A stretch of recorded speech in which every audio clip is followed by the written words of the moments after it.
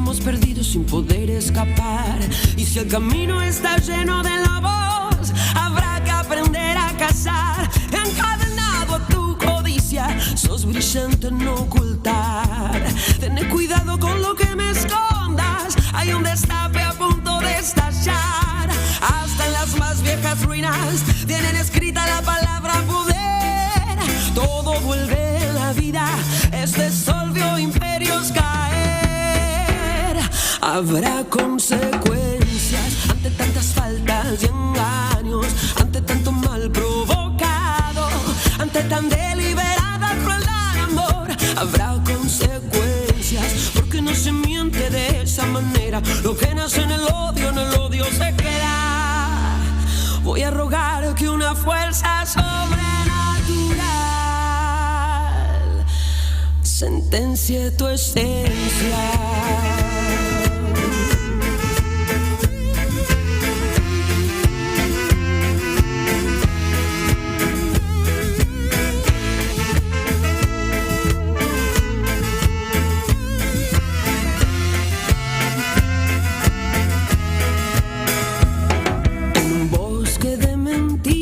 Estamos perdidos sin poder escapar. Y si el camino...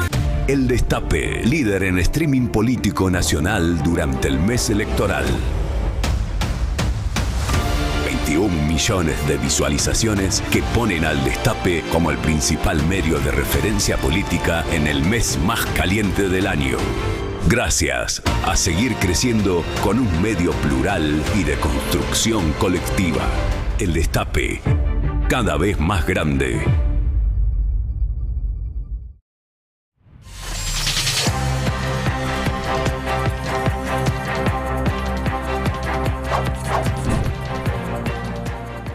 Buen día, ¿cómo están? ¿Cómo andan? El problema con los gobiernos que aplicaron recetas económicas contractivas en la Argentina, los gobiernos neoliberales en las últimas décadas, fue siempre el mismo. Que es que la licencia social para el ajuste eventualmente se termina, pero el ajuste nunca se termina. Y esto es algo que se advirtió, aquí lo han advertido economistas, al comienzo de este gobierno, al comienzo también del gobierno de Mauricio Macri, allí por comienzos de 2016, porque la experiencia de los 90 había sido muy clara. Vos ajustás buscando un horizonte que es el superávit, pero claro, al ajustar empieza a haber menos movimiento en la economía, eso hace que se recaude menos y entonces que vos necesites volver a ajustar. Y así, y así, y así. A Menem lo eligieron en un momento en el que al país los echaban dos inmensos problemas, y a la democracia argentina les echaban dos inmensos problemas, la hiperinflación y la amenaza militar. El primer ajuste de Menem vino de la mano de la resolución de esas dos amenazas y eso le dio cierto crédito. Pero el primer ajuste nunca es suficiente. Siempre hay que ajustar un poco más y así fue perdiendo el apoyo, sobre todo después de la reelección, hasta el punto que ninguno de los candidatos que se presentaron a elecciones en el 99 lo reivindicaba. Recuerden, ganó De la Rúa, que siguió con el modelo económico, pero era muy crítico de Menem en todos los otros aspectos. Segundo salió Duhalde, que era de la rama interna opuesta a Menem dentro del peronismo. Y tercero salió Cavallo, que en todo caso reivindicaba el programa económico original, pero también criticaba muy fuertemente cómo lo había ejecutado Menem el último tiempo. A Macri lo eligieron prometiendo que nadie iba a perder nada de lo que tenía. La vara estaba más alta porque no se venía de una gran crisis, se venía de años muy buenos para los argentinos, más allá del estancamiento en el último mandato de Cristina Fernández de Kirchner. Y aún así hubo tolerancia para un ajuste muy fuerte el primer año, que incluyó el cierre de áreas enteras, que incluyó recortes en programas públicos, baja de impuestos a los más ricos. Bueno, la estructura general que lo obligó en el segundo año a aflojar un poco con esa política tan ortodoxa. El 2017 fue un año expansivo para la economía, ganó las elecciones de medio término y después de ganar esas elecciones anunció un nuevo ajuste, un segundo ajuste más grande Y ahí es donde se le vino la estantería abajo. Perdió muchísimo apoyo y sus últimos 2 años fueron básicamente un fracaso atrás de otro. No volvió nunca más a tener la manija Mauricio Macri. Milei, en ese sentido, se parece más a Menem. Asumió en el medio de una crisis muy grande. Prometió hacer el ajuste más grande de la historia. Y de hecho lo hizo. 2024 fue un año con una contracción histórica que la población soportó hasta cierto punto porque estaba tan instalada la idea de que hacer un ajuste era necesario que hasta el propio viceministro de Economía del Frente de Todos salía a decirlo en los medios. El tema es que este año volvió a ajustar, hizo un ajuste sobre el ajuste. Y la verdad es que fue perdiendo un poco de esa licencia social. De hecho, llegó a las elecciones de octubre porque Trump le hizo piecito. Si no, no llegaba. Y llegó en una situación en la cual salía a hacer una caravana y tenía que meterse en una camioneta a los 50 metros porque le tiraban brócolis. O no podía cruzar una vereda en el centro porteño sin que se juntaran 50 personas a putearlo. Pero bueno, con la ayuda de Trump y el pánico a un estallido, terminó ganando esa elección de medio término, como lo hicieron prácticamente todos los ciclos políticos del 83 hasta acá, cuando tuvieron que ir por primera vez a revalidarse. Hay en la sociedad argentina una idea de que si te elegimos por primera vez ahora, en 2 años te vamos a acompañar. La única excepción había sido de la Rúa. Pero ahora vuelve a ajustar. Sobre el ajuste más grande de la historia y el ajuste del segundo año, ahora viene un tercer ajuste. Un ajuste que pide el FMI, pero además un ajuste que da cuenta de que el plan que tenía hasta acá está fracasando, porque la inflación lleva un año estancada. Noviembre del año pasado fue 2,4, probablemente noviembre de este año de más o menos lo mismo. Hace 6 meses que no baja, viene subiendo, hace 6 meses era 1,5, viene subiendo de forma paulatina. Tenemos ahí la nota que escribió Javier Slucki en el Destape contando la previsión de las consultoras para noviembre, con nuevamente fuertes subas en los alimentos, fuertes subas en los servicios, es decir, una inflación que pega más en los que menos tienen. Por ejemplo, 2,3 dio para LSG, 2,3 para Analítica, 2,3 para Fiel, 2,4 para Sarandí, 2,5 para EcoGo, con una pequeña ayuda de los amigos del INDEC. A lo mejor el gobierno puede sacar un 2,2, un 2,1, pero lo cierto es que la tendencia está clara y encontró ahí un freno en su principal promesa del gobierno, y la verdad es que si bien es bajo comparativamente con lo que había sido 2023, un año muy particular en esos términos, bueno, a medida que te vas alejando de 2023, la gente se va dando cuenta de que sigue siendo un montón de inflación. 2 y pico, sobre todo si en su bolsillo se siente más como un 3-4. Hoy es 1 de diciembre y como decíamos, con cada cambio de mes hay más aumentos, con lo cual la inflación de diciembre no va a ser más baja. De hecho, en diciembre históricamente siempre es más alta que en noviembre. Tenemos los aumentos que están previstos, también una nota que pueden encontrar en el portal del Destape. Sube la luz, sube el gas, suben los colectivos, sube el subte, suben las prepagas, suben los alquileres.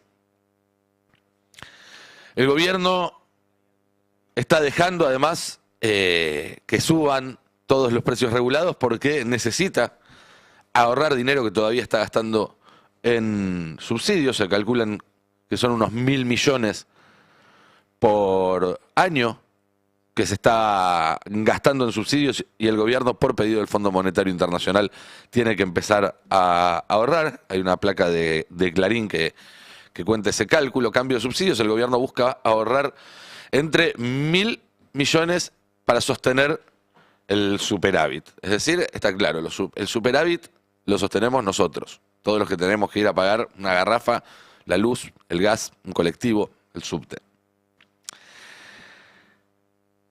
La semana pasada el gobierno salió a celebrar que supuestamente la actividad había crecido, que la economía había crecido, cuando todo el mundo se da cuenta que Argentina está viviendo una larga recesión o una sumatoria de recesiones. esos números están tan tocados que hasta tuvo que salir el propio INDEC a explicar por qué había modificado la serie hacia atrás. Un papelón que no tiene ningún tipo, a mi entender, de diferencia en magnitud con las cosas que indignaron sobre manipulación del INDEC en el pasado, con otro signo político, pero bueno, acá sabemos que la indignación es selectiva.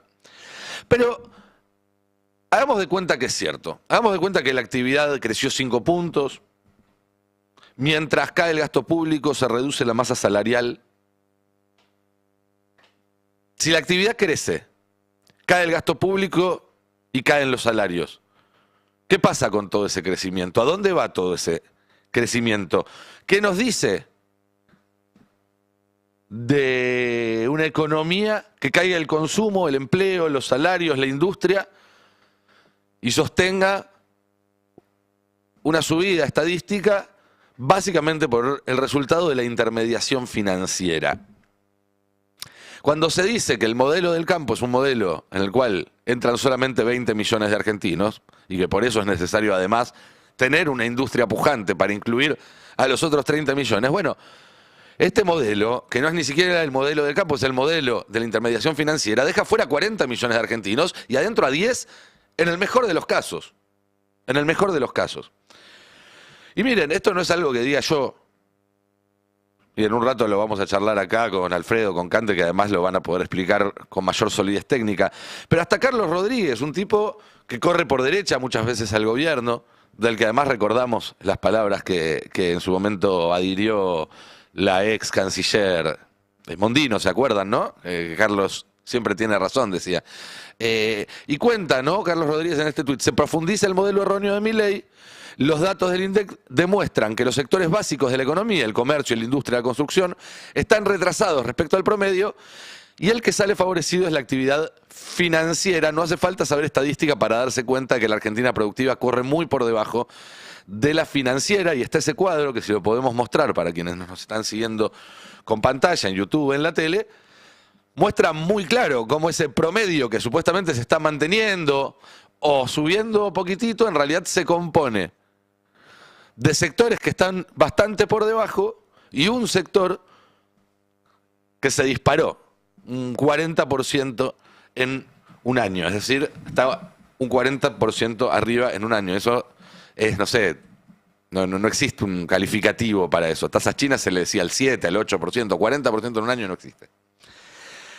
Y esto que estamos viendo no es un problema de falla de cálculos, no es un daño colateral, sino que es exactamente el plan. Esto está saliendo bien en términos de lo que espera el gobierno. Lo que les está saliendo mal es que no pueden volver a los mercados y demás, pero esto no es una falla del programa del gobierno. Los resultados, sin embargo, son una falla para los argentinos.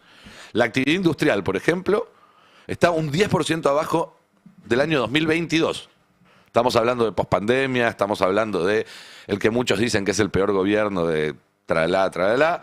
Y sin embargo, si tenemos ahí para mostrar la placa número 13, tenemos una actividad industrial que sigue cayendo en el último año, es decir, cayendo con respecto a 2024, que era el año que se suponía que era el fondo del pozo, pero que además está un 10% abajo de 2022 y de 2023 también, es decir, de una época en la cual el país estaba tan mal que ganó Milei. ¿Se entiende? Y ahora estamos todavía peor. También vemos, y esto está en el destape, fuerte caída de venta de tractores y de sembradoras en el tercer trimestre, lo cual se agrava porque se vende menos en total y de lo que se vende una parte se está importando, cuando Argentina históricamente producía acá y producía industria de punta en el rubro agroindustrial. No es que había que conformarse con un producto de menor calidad. Argentina producía, sigue produciendo en menor escala y vende a todo el mundo, tractores, sembradoras y demás. Bueno, ahora se venden menos y además las que se venden se importan. Está también el caso de los electrodomésticos, que por la apertura irrestricta del gobierno están dejando de fabricarse Acá, fabricantes de ropas y heladeras dicen que si nada cambia se perdería el 10% de los puestos laborales de esa industria en los próximos 6 meses. En los próximos 6 meses. Y todo esto no son números, sino que son historias. Son personas que, como escuchaba hace un rato en Habrá Consecuencias, después no saben cómo hacer para volver a su casa y contar que ya no tienen laburo. Escuchemos este testimonio de un trabajador de Jaguar, un mayorista. Ese es otro síntoma de la crisis. Pasó mucho en los primeros meses del gobierno de Milei y está pasando de nuevo ahora, que es que cierran supermercados mayoristas porque el comercio minoritario está hundido. El Jaguar en Bahía Blanca fue uno de esos casos y escuchemos a uno de los trabajadores que quedó afuera. Buenos días. ¿Cómo queda en conclusión Jaguar? ¿Cerró definitivamente? Sí, correcto. Están las puertas cerradas, el portón cerrado. Nos comunicaron el día de ayer que hoy, el día sábado, fue su último día de evento. Recién terminó la asamblea que estuvimos con los trabajadores, así que bueno, vamos a estar en conversaciones con la empresa y con los trabajadores para ver cómo seguimos. Bien, también otra escena que se ve cada vez más seguido tiene que ver, y que tiene que ver también con la crisis en el comercio minorista, en el consumo, pero en otro rubro y hasta diría en otro sector de la sociedad, y tiene que ver con los shoppings, donde cada vez se ven más locales cerrados y donde se empiezan a ver este tipo de protestas que se veían mucho en el último año del gobierno de Mauricio Macri. Empleados de shopping tomando el lugar para manifestar sus protestas.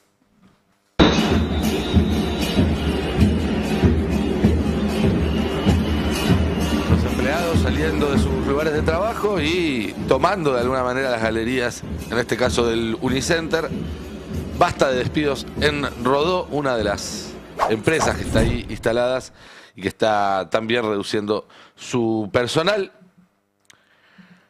Hay también fábricas de comida que están cerrando, algo que sería impensado en otra época en la Argentina, y uno se pregunta si no tendrá que ver también con estos acuerdos comerciales que están apareciendo y que van a empezar a permitir importar pollos de Estados Unidos, porque Tres Arroyos, una granja histórica de Entre Ríos, también está pasando por una crisis, cierra una planta clave, debe sueldos, acelera despidos. Y digo, claro, obviamente el acuerdo con Estados Unidos todavía no entró en vigencia, pero me imagino yo que soy un empresario que vengo perdiendo hace tiempo y vengo tratando de mantener el negocio a flote, y que lo que encuentro del otro lado del escritorio no es un Estado que me pregunte ¿qué necesitas? ¿Cómo hacemos para bancarte? ¿Qué necesitas para no despedir? Sino que te dice, no, mira, vas a tener más competencia.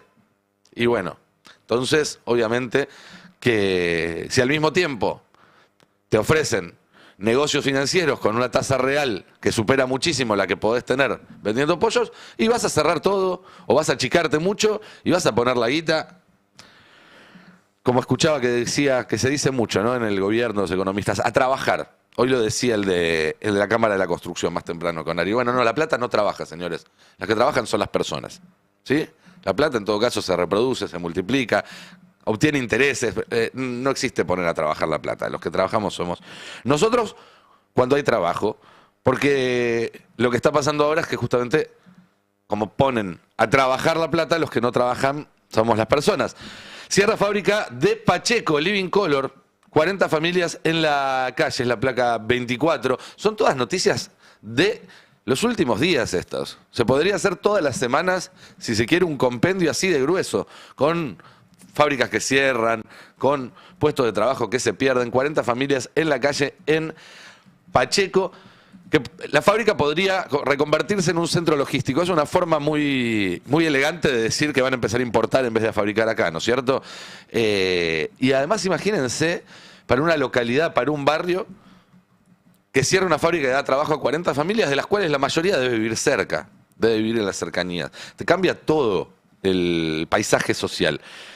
Y la producción hizo un espectacular trabajo, les decía, estas son noticias de los últimos días nada más, esto no es un compendio del último año.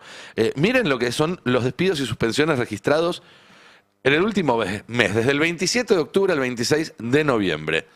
220 despidos en Whirlpool de Pilar. Esto fue el 26 de noviembre. Vamos de más cerca a más lejos. Essen de Venado Tuerto, 35 despidos. Georgalos en Victoria, suspensión de 600 trabajadores. TN Platex, Monte Casero, cierre de sector, 20 despidos temporales. Despidos temporales debe ser algo de la nueva ley de trabajo, de la reforma, porque no existe despido temporal en la ley argentina.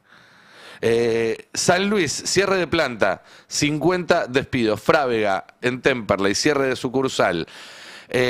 Luxo, cierre de planta. Jaguar en Bahía Blanca, lo veíamos hace un rato, cierre de sucursal. Textilano en Mar del Plata, suspensión de 175 trabajadores. Suipachense, quiebra decretada. Electrolux, suspensión de 400 trabajadores. Newsan en Tierra del Fuego, 150. Easy en San Justo, cierre. Globant, Salesforce, Tienda Nube, reportan despidos. Ualá, más de 100 despidos. Es decir, en todos los sectores, porque acá estamos viendo desde alimenticio hasta tech, estamos viendo fábricas, estamos viendo supermercados. En todos los sectores se están perdiendo puestos de trabajo, se están destruyendo industrias. Y la verdad es que Milei no tiene licencia social para esto. Ya está. La licencia que le dieron en el 2023... venía atada a un contrato tácito de resultados. En el 2025, en todo caso, hubo un voto para evitar que todo se vaya a la mierda, pero si no puede empezar a mostrar una mejoría tangible en la vida de los argentinos, esto no tiene futuro. Se va a empezar a poner cada vez más pesado, más picante, más áspero. Y la verdad es que no puede mostrar una mejoría en la vida de los argentinos, porque no hay nada, ni en el plan de Milei, ni en su ejecución, que se haga pensando en eso. No hay, no es parte de la receta. Entonces no va a estar en el plato final. Habrá que ver cómo se gestiona ese descontento creciente. Tengo para mí que va a ser con más violencia, que por eso los cambios que se están haciendo con la policía, que por eso un montón de cambios que se están preparando también en el gobierno. Pero definitivamente los segundos 2 años de Milei no se van a parecer a los primeros, porque la licencia social en la Argentina nunca es infinita y después del primero o del segundo ajuste la gente en un momento dice, basta, a mí no. ¿Qué tal? Buen día, ¿cómo están? Cande, bienvenida. Muy bien. De regreso, Hola. Alan, Gracias. Alfredo. Fabuloso ese trabajo de la producción, porque fíjate la fecha. La fecha que comienza es el 27 de octubre. Después que de la elección. Es el día después de las elecciones. ¿Cuál era el temor y el análisis que hicimos mucho respecto al día después? Sí, ¿cuál fue la estrategia? Fue la estrategia del miedo. La estrategia del miedo es decir, uy, mirá, después de las elecciones, si pierde Milei, y Trump le suelta la mano, porque ya se lo dijo, y entonces hay un gran descontrol de la economía, el tema del dólar, y qué es lo que puede pasar con la economía. Tuviste el shock igual, a esto punto. Tuviste el shock igual y además es un shock que va a ir increciendo, vinculado con el shock en la estructura socioproductiva y laboral, que implica que las empresas van a despedir, cerrar plantas, o bajar los turnos, adelantar vacaciones. ¿Por qué? Porque hay una secuencia, en más de una oportunidad yo mencionaba el tema de la secuencia, es que vos tenés durante los 2 primeros años, y durante los 2 primeros años tuviste el ajuste. El sector privado dice, y bueno, vamos a esperar, era importante el ajuste, había que hacer el ajuste, era parte necesaria, parte es un discurso que fue generando ese sentido común que había que hacer el ajuste. Entonces, y bueno, esperamos un año. Y bueno, y más o menos ajustamos y esperamos que mejore. No mejora. Y entonces ya llega un momento que se acaba la paciencia y se acaba el tema de la rentabilidad vinculado con las perspectivas, porque la política económica es un poderoso incentivo a la decisión empresarial. Si hay una política económica que defiende el mercado interno, que fomenta la industrialización, que mejora el salario y los ingresos de la mayoría de la población, incluyendo protegiendo a los jubilados, para que haya una demanda interna dinámica, ¿qué es lo que va a hacer el empresario? Va a invertir, porque va a buscar la rentabilidad, más, menos, con más, menos especulación. ¿Por qué? Porque tiene que satisfacer la demanda. Si el incentivo es el opuesto, como la política económica de Javier Milei, con 2 recesiones en 2 años, y ahí tenemos una primera placa, la placa 1, que hice un punteo respecto a lo que pasó durante estos 2 años en mi nota que salió el domingo en el portal del Destape. 2 recesiones en 2 años de gobierno liberal libertario, aunque el INDEC de Marco Labaña pretenda alterar la realidad de este segundo episodio. Después vamos a hacer alguna aclaración al respecto. Las tarifas de los servicios públicos con alza del 400 al 600% en ese periodo, vinculado con el incremento de costos industriales y del comercio, que llega un momento y dice, bueno, mirá, no vamos a trabajar para pagar la luz y el gas. La caída del salario real y las tasas de interés son muy elevadas. La caída del salario real hace que se deprima el mercado interno y por consiguiente el giro comercial, y las tasas de interés elevadas eleva el costo financiero. Vos fíjate cómo es una pinza respecto a qué es lo que le está pasando a los empresarios y comercios. El dólar atrasado abarata importaciones, desplaza la producción local, y a todo esto se le suma una apertura económica vinculada con la baja de arancel e importación y el tema del comercio puerta a puerta, que se multiplica en rubros cada vez más diversos. ¿Cuál es el incentivo? Y cierro. Y despido personal. Por eso es toda esa secuencia. Esta es la consecuencia de la política económica. Es del triunfo de Milei, de ese 27 de octubre, que todos esperaban, no, bueno, ahora vamos a estar más tranquilos. ¿Más tranquilos?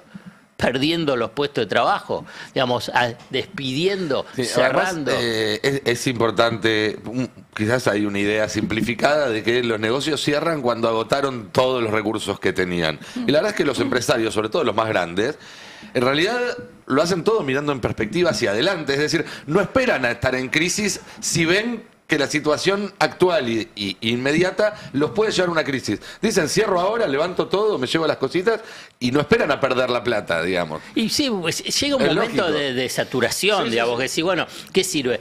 ¿Qué es lo que pasa en algunos, y fundamentalmente en grandes, es que se convierten en importadores? La historia argentina genera la posibilidad de una gimnasia de adaptación del mundo empresarial por ahí diferente al de otros países. ¿Por qué? Porque tuvieron la experiencia de la dictadura militar con José Alfredo Martínez de Oz y la apertura económica, la de la década del 90, la de Macri, y ahora la de Milei. Dice, bueno, depende de los incentivos, bueno, produzco a nivel local, o si no, me convierto en importador. El caso emblemático es Whirlpool, el caso emblemático de estos días, ¿no? Pero hay mucho. Dice, bueno, entonces, ¿qué hacen? Bueno, mantienen su red administrativa, su servicio técnico y su red comercial, porque la siguen teniendo. Y entonces no es que se abandonan la Argentina, abandonan la producción nacional y por consiguiente la del empleo. Hay un debate que se da desde el mundo liberal libertario, y dice, bueno, ¿por qué tiene que tener industria? A ver, ¿por qué la Argentina tiene que tener industria? ¿Por qué la Argentina toda tiene que sostener a 500.000 trabajadores respecto al resto de los consumidores? Quien lo llevó a ese debate en la red X es tu amigo Nico Aracre. Y perdóname, pero es así. Y bueno, sí, permanentemente vos me estás mencionando. Esa audiencia del programa es un 80 de este programa. Pero siempre te responde a vos. Y bueno, le mandamos un saludo muy grande. Bueno, dice, en una serie de tweets, vemos la placa 2, durante décadas se crearon empresas que cazaban consumidores cautivos. Esto es el argumento especial elegido ya desde Martínez de Hoz. Digamos, no es novedoso lo que está diciendo Aracre. Digo que ya desde Martínez de Hoz dice, bueno, los consumidores son víctimas de estos industriales que te cobran mucho más caro.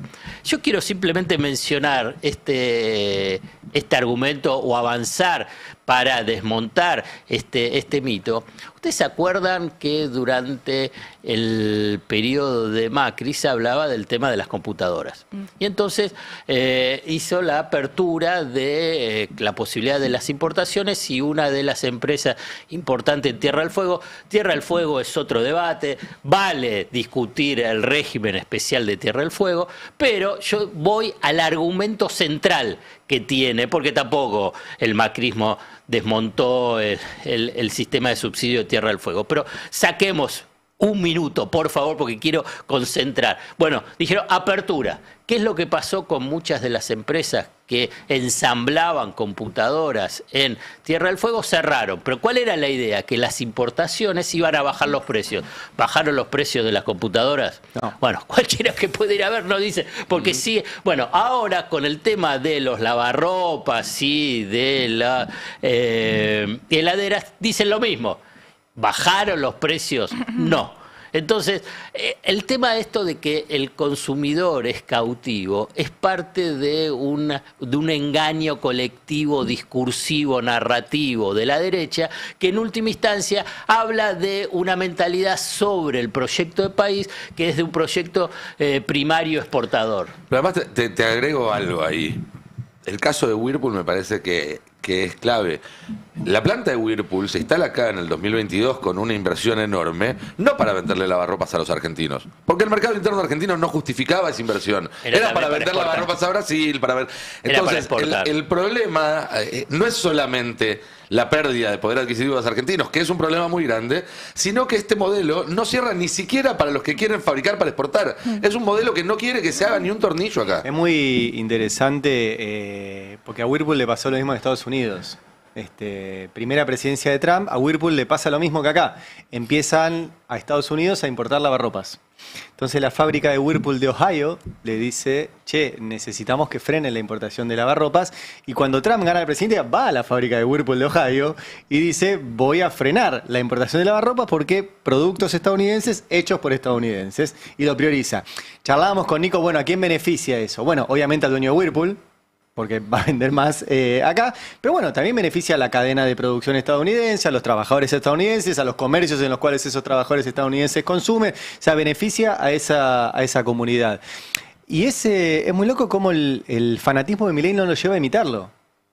Porque porque lo que pasa es que ellos tienen esa otra mirada, digamos. La misma empresa, además. Sí, y vos lo ves, va contracorriente de lo que está pasando, no solamente en Estados Unidos, lo que está pasando también en los países líderes en América Latina, México, Brasil y en Europa, ni que hablar en Asia, que es proteger tu mercado y impulsar la industrialización. Y vos hablabas de la crisis que se adelantaba si ganaba el peronismo en las elecciones. Y en este caso es una empresa norteamericana también, es decir, que ni siquiera el acuerdo con Bessent sirvió para proteger a la empresa aquí en Argentina, que uno podría decir, ¿se acuerdan cuando Bessent también dijo que después de las elecciones si ganaba Milei iba a venir una lluvia de inversiones, que había hablado con varias empresas? No se confirmó ninguna, sino que encima cierran. Lo que decía Alfredo es que la empresa va a sobrevivir, es cierto eso. La empresa y el dueño de la empresa va a sobrevivir. Lo que no sobreviven son 220 familias. Porque necesitas mucho menos para importar. Sí, y también hay un punto ahí, ¿no? En esa discusión más teórica de que bajen los precios. La realidad es que si vos tenés despidos y cierres de fábricas, más allá de que baje o no baje el precio, no vas a tener la plata para comprarlo. Digo, hay una discusión que es necesaria, que tiene que ver con los ingresos y con la depresión que estamos viviendo en el mercado interno, donde vivimos un círculo vicioso en el sentido de que, bueno, cada vez más gente se queda sin trabajo, cada vez los costos de vida son más altos, porque lo que suben son los servicios, es el transporte, es la luz, es todos esos gastos que tenemos que hacer sí o sí, y de nuevo se deprime ese consumo interno en el medio de un boom de importaciones. O sea que el escenario es más recesivo para adelante, con menos laburo para adelante. Entonces, más allá del precio total, bueno, cada vez menos personas van a poder pagarlo. Eso es clave, y el tema del precio, quiero remarcarlo una y otra vez, es no bajan los precios de los productos importados. Sacá el tema de Shein, Temu, sí, digamos. Que efectivamente son más baratos. Claro, que son más baratos, pero que es otra cosa, es otro producto. No es el mismo producto más barato, estás comprando otra cosa. Bueno, entonces, ¿qué vas a traer? No sé, por ahí sí. Se puede traer un lavarropa a través de Temu, no sé. Claro. Pero, no, pero por si la lo hora traes no. y Pero no te anda el tercer día, ¿a quién le reclamás? Claro, por eso. Entonces, Sturzenegger lo habilitó. Bueno, pero la cuestión es que no viene, puede. no viene. La cuestión es que no bajan. Eso es parte de esa fantasía que se vende. Sí. Es parte de esa narrativa falsa que se le vende a la población, a la que se le suma, dame la placa 4, que a mí me parece interesante porque este es un concepto que permea incluso ya con Sturzenegger durante el macrismo. Milei lo repitió, es que acá, ¿qué es lo que dice Aracre? Cuando el gasto agregado de las familias se va a productos más baratos, dando cuenta si existe esa posibilidad de que los productos son más baratos, ese ingreso se va a otras actividades. Solo Asia, el 80% del trabajo del mundo, viene de servicios y comercio, digamos que en Asia no. Esta es la idea que en su momento Sturzenegger también dijo, vinculado a nivel conceptual, quiero apuntar, que el aumento de tarifa no es inflacionario. ¿Por qué?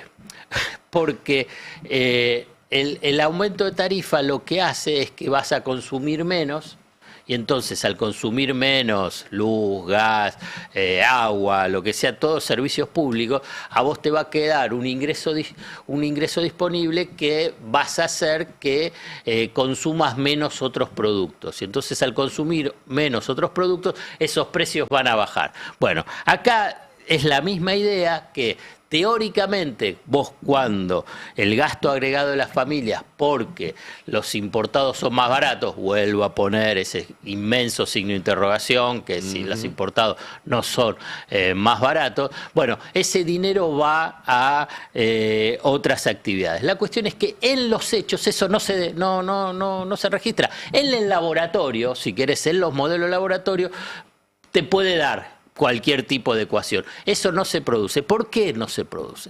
Porque es un poco lo que mencionaba antes Cande, que baja todo el ingreso disponible, porque no es solamente esos 500.000 que quedan fuera del mercado laboral, y que incluso si alguno se reintegra al mercado laboral, ¿a dónde va? Uber, Rappi, kioscos, otras de plataformas, o sea, en forma informal con ingresos más bajos. Pero además es una cuestión hasta de conocer el territorio. Digamos. Vamos a Pilar. Te cerró Whirlpool o bajó 200 familias. O sea, 200 familias menos que tienen ingresos, que tienen un ingreso fijo. Bueno, ¿qué es lo que pasa en la red de comercios de Pilar, donde estaba? Sí, claro. Bueno, no tienen menos ingresos. Preguntale a cualquier comerciante de San Nicolás, bueno, ¿qué le pasó en los últimos 2 años? ¿Qué le pasa? Pero avancemos. ¿Qué es lo que le pasa al municipio? Recauda menos. ¿Y entonces qué pasa? ¿Qué tiene que hacer el municipio? Achica. Y achica, entonces todo es un proceso. Vos lo mencionaste también en la entrada, en tu editorial de comienzo, que es un círculo vicioso del ajuste que te va deteriorando en forma generalizada. Entonces, pero no solamente, ahí estamos, que te hablé sobre el comercio, sobre el municipio, sino la red de proveedores pymes que tiene Whirlpool o cualquier otra empresa. ¿Qué es lo que pasa? Se achica. Entonces también se dan cuenta que no es solamente esos 500.000 trabajadores, que además es un número importante, además que son los salarios más altos, que son los de mejor calidad, que además la industria a nivel global lidera las innovaciones y el desarrollo tecnológico, donde ponen a los países en la frontera del desarrollo. Por eso quieren todos los países ser potencias industriales, o por lo menos tener una base industrial. Destruir la base industrial es destruir todo un entramado productivo, laboral y social, pero no solamente vinculado con la industria. Esto es lo que hay que entender. En realidad es de toda la integración social del país. Sí. Y te doy una vueltita de tuerca más, si se quiere, porque el planteo básicamente que hace Aracre es: la gente compra cosas más baratas, porque supuestamente ahora se consiguen más baratas gracias a la importación, y la plata que le sobra va a otros sectores que se dinamizan. Y uno podría tomar ese planteo y decir, pero vamos a ajustarlo un poco a la realidad. La gente efectivamente compra cosas más baratas porque se está pasando a segundas, terceras marcas, o alimentos de menor calidad, o a productos de menor calidad porque ya no le alcanza. Y el excedente que le sobra por pasarse a cosas más baratas va a pagar la deuda con la tarjeta, lo cual hace que se dinamice un sector, el sector que aparece creciendo mucho por arriba del promedio en el EMAE, que es el sector financiero. Es decir, un poco hasta la teoría de Aracre se cumple, pero la está leyendo totalmente al revés. Ahora una sola cosita, sí. El número de la intervención financiera también está tocado por el INDEC. Seguramente, ahora, sí. Pero sigan. De hecho, los bancos dieron pérdidas justamente porque no se están pagando las deudas de la tarjeta, entre otras cuestiones. Y este mes fue récord la cantidad de cheques rechazados, pero muy ampliamente. Bueno, dio y también hay una pérdida, reorganización del gasto de las personas. Digo, lo puede experimentar y puede dar cuenta cualquier persona que ahora gasta más en lo que es servicios básicos, en lo que es la luz, el gas, que tiene que ver con la disminución de los subsidios energéticos, y también con el transporte. Digo, el transporte aumenta sistemáticamente todos los meses. Entonces, no es que vos pasás, de hecho, hoy aumenta como todos los principios de mes. La nafta ya ni nos enteramos cuando aumenta, pero aumenta todo el tiempo. Entonces, no es que vos comprás cosas más baratas y tenés un excedente y estás ahorrando y te estás capitalizando. No, es todo lo contrario. Vos gastás mucha plata a principio de mes, te queda menos y comprás menos comida, comprás comida de peor calidad o de segundas marcas. Entonces, creo que el cuento se tiene que relatar de esta manera porque demuestra mejor la situación que estamos viviendo ya en un segundo año recesivo de Javier Milei. Por eso es tan desesperante pensar en qué horizonte se viene para adelante. El tercer año recesivo de Javier Milei. Y hay un problema extra en un momento en el que las familias dependen muchas veces del crédito para acceder, que es que por la mora que hay, porque la gente no puede pagar, los bancos te bajan los límites. A todos. Sí. A los que pagan y a los que no pagan, porque obviamente el cálculo que hacen tienen que hacer, claro, promedio. Entonces, muchas familias, que hacen un esfuerzo enorme por pagar algo más del mínimo para poder seguir teniendo ese changüí para ir al supermercado la última semana, van al supermercado y se encuentran con que ya no tienen límite para hacer esa compra. Hoy mostrábamos un trabajo del Instituto Argentina Grande que muestra no solo esto que venimos viendo, que es más endeudados con la tarjeta y más endeudados con préstamos personales, sino más endeudados fuera del sistema financiero. Claro. O sea, amigos o cueva o narco. Que son los tres lugares donde puedes ir a buscar guita. La fintech, que también te hacen una tasa todavía mucho más alta. Pero eso no es financiero, no está contemplado dentro del financiero. No sé. Depende cuál. Depende cuál, me parece, porque usan el BIN para los préstamos. Claro, no? hay varios, entonces no sé. Pero vuelvo porque antes mencioné lo de lavarropas y el Tano me dijo otro producto, que eso es mucho más sencillo. Si se puede importar iPhone 17, ¿por qué sigue siendo más caro acá?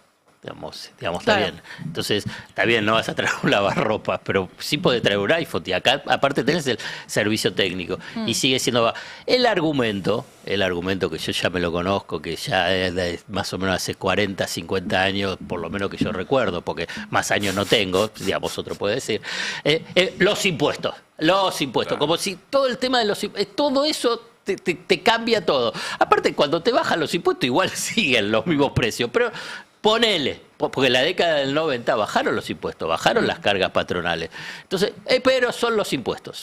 Entonces, ese es el argumento para desviar precisamente este argumento central que nosotros estamos planteando. Pero déjame retomar simplemente lo de la intermediación financiera, porque hace que nosotros estemos discutiendo, y por suerte sectores de la ortodoxia también lo discuten, sobre números que son magia. voy a ponerla así, que son la magia de Lavagna. En la placa 5, si la podemos retomar, hay una nota en la política online, que un estudio revela que Lavagna, directamente ellos ponen inventó. Yo estoy leyendo lo que dice la política online, no tomo la palabra inventó. Para mí aplicó un poco de magia. Inventó cifras de creatividad. Ponele creatividad, está bien. Cifras de crecimiento de turismo y finanzas para que no dé la recesión. Porque vos ahí mencionabas, interesante, que los bancos dieron pérdida. Y el crédito al sector privado en agosto bajó. Y lo que hubo es todo un dibujo vinculado con el tema de la intermediación financiera previamente a las elecciones, que es lo que hubo. Hubo una suba de la tasa de interés, una suba de los encajes, un mayor movimiento vinculado con la cobertura cambiaria. Pero eso es crecimiento económico y además con los números. Esto es un estudio que hizo Analítica, y ahí menciona, pese que en septiembre el crédito al sector privado tuvo una caída real del 1,8% mensual y los balances de los bancos para el tercer trimestre fueron muy malos. Pese a todo eso, bueno, le dio positivo. Lo mismo con la variable del turismo. En hoteles y restaurantes también. Y entonces a partir de ahí entonces se empieza a discutir sobre es otra realidad, porque vos agarrás los datos oficiales y los datos oficiales te muestran crecimiento y que la inflación está bajo control. Y la verdad que el funcionamiento real de la economía te muestra otra cosa. ¿Ya a esta altura del partido se puede decir que el gobierno miente con las estadísticas? ¿O todavía hay que decir, bueno, no miente, las presenta de tal que forma la palabra mentir te lleva a un terreno de moral. Y entonces lo que se hace, las estadísticas en realidad son un instrumento para hacer una interpretación de lo que está pasando. Entonces tenés metodología, está bien. Eso es me un van a decir igual, que soy un economista, eso es un difícil. que soy un economista, que estoy haciendo malabarismo. No, es que pero no es lo hay mismo intervenir para cambiar el número que usar una metodología que te favorece, no es lo mismo. Claro, por eso, bueno, ¿ves? Ahí me está acompañando. Está no es claro, lo mismo, no es lo mismo. A usted le gusta la popular, ya sé que le gusta la popular. Pero La casta de los economistas acá se defiende. no, pero son El otro día hice un chiste, me escribieron como 3 ofendidos. ¿Sabes lo que pasa? El tema es que es un cayó tema justo, o sea, pues vos ves, el EMAE está todo publicado, entonces vos ves el del mes anterior decía menos 0,1. Si daba de vuelta menos, eran 3 meses. Claro, la recesión. ¿Y eso qué significa? Recesión. Entonces, justo, mirá qué oportuno cayó una nueva metodología. Pero cambió todo para atrás. Por para eso. que pueda dar, tuvo que cambiar todo Justo para cayó atrás. una nueva metodología que lo que decía menos 0,1, ahora dice positivo 0,1. Bueno, es una Fue una alteración. casualidad. Es una alteración arbitraria de la metodología de medición de las estadísticas públicas. Yo la llamo magia. La magia. Y me parece bien. Yo no les dije nada. Yo no les dije nada. Que te dije, no miente. Yo no te dije, no miente. No dejó ese archivo, claro. No te dije eso, simplemente es eso. Bueno, Bueno, el título sería Alfredo Zayat, 2 puntos, no mienten. no. Menos con menos es más, claro. Dos negaciones es una afirmación. Es una así. afirmación, es una afirmación. Así es. Es una de las boludeces que aprendí en la A mí facultad. lo que quería hacer con lo de Alfredo también para preguntarle, porque hoy yo mostraba 2 cosas más temprano. Una, los números del Centro de Estudios de la UIA, del CEU. Sí, Y dio otra, -2 en octubre. Dio todo mal, Sí. todo, entero, todo en rojo. Y después charlamos más temprano con Gustavo Weiss, el presidente de la Cámara de la Construcción, que es el peor sector. O sea, Sí, bueno, pero él está entregado. está Hace bien, pero el mucho. tipo está 25 puntos abajo de lo que arrancó este gobierno. Eso es tremendo. 25 puntos. De cada 4 ladrillos que se ponían en 2023, No, y se le ponen 3. pisaron Y casi el- 400.000 y el- millones de pesos de las deuda. obras. Y es el sector de privado que más trabajadores despidió. Sí. Yo tenía 85.000 según el CEPA, él dijo 120.000 y otro tanto, como bien vos decís, que siempre te lo reconocen, el impacto de la construcción, que es el proveedor y los comercios alrededor de cada construcción. Y la pregunta era, che, ¿y qué vende esto? ¿No? O sea, porque vos tenés los datos que da tu centro de estudios y tus datos de tu realidad, y la respuesta volvió a ser, bueno, había que acomodar la macro. Y bueno, y había que hacer este esfuerzo y ahora ajustar. Y vos decís, loco, pero van 2 años. Bueno, No te debería convenir esto. ¿Por qué existe esta disociación? Pero esa es la disociación vinculado con las élites.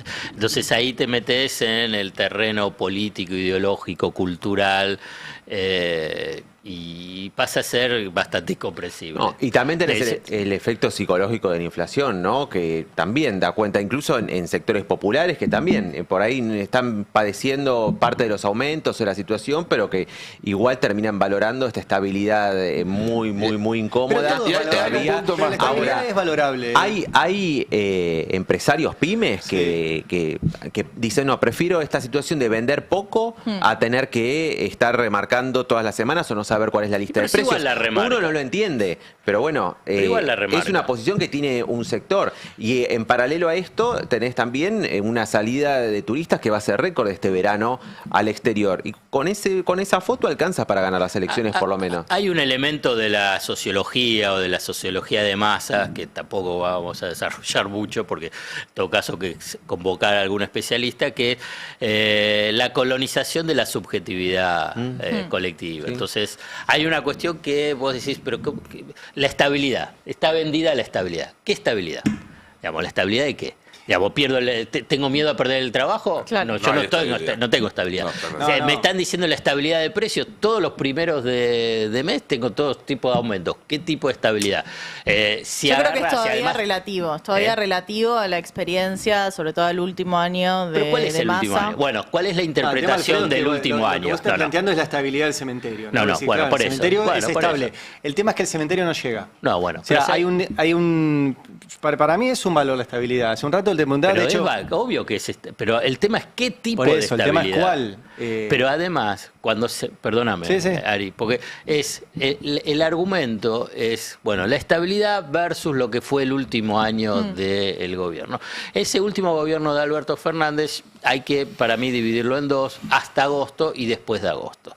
Y entonces, si no... último año. En el último año. 2023. Sí, en el 2023. Entonces, porque esa es la imagen que tenés, que la inflación. ¿Cuánto fue la inflación? Ya lo mencioné acá haciendo esa pregunta retórica. Todo dice 200. No fue 200. Fue 148 porque es hasta noviembre, tenés que medir. Bueno, ¿qué es lo que pasó desde las PASO hasta noviembre? Que tuviste un candidato a presidente con elevadas posibilidades que podía ser candidato, ¿qué decía? Dolarización y quema del Banco Central. El peso es excremento. No era el efecto Cuca ahí. Bueno, entonces eso genera estabilidad o no. No, genera una exacerbación de la corrida cambiaria y por consiguiente inflacionaria. Entonces, yo no estoy diciendo, fue un desastre el gobierno.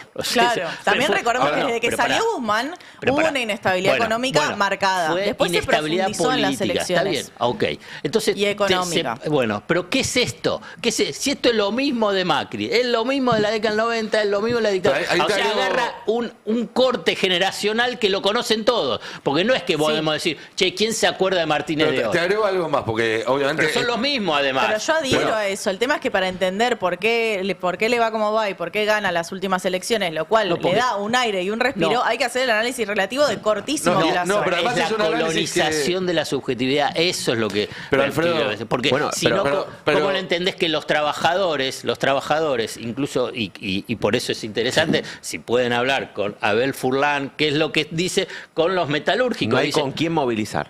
No, pero no solo movilizar, porque yo tuve reuniones con todo el secretariado ahí y me transmitían, dice, escúchame, vamos a la fábrica y votan una parte a Milei y le decimos, mirá, van a perder el trabajo. Yo entiendo que hay ahí una cuestión de la lectura que se hizo y la lectura que hizo la oposición de eso y cómo lo instaló y demás.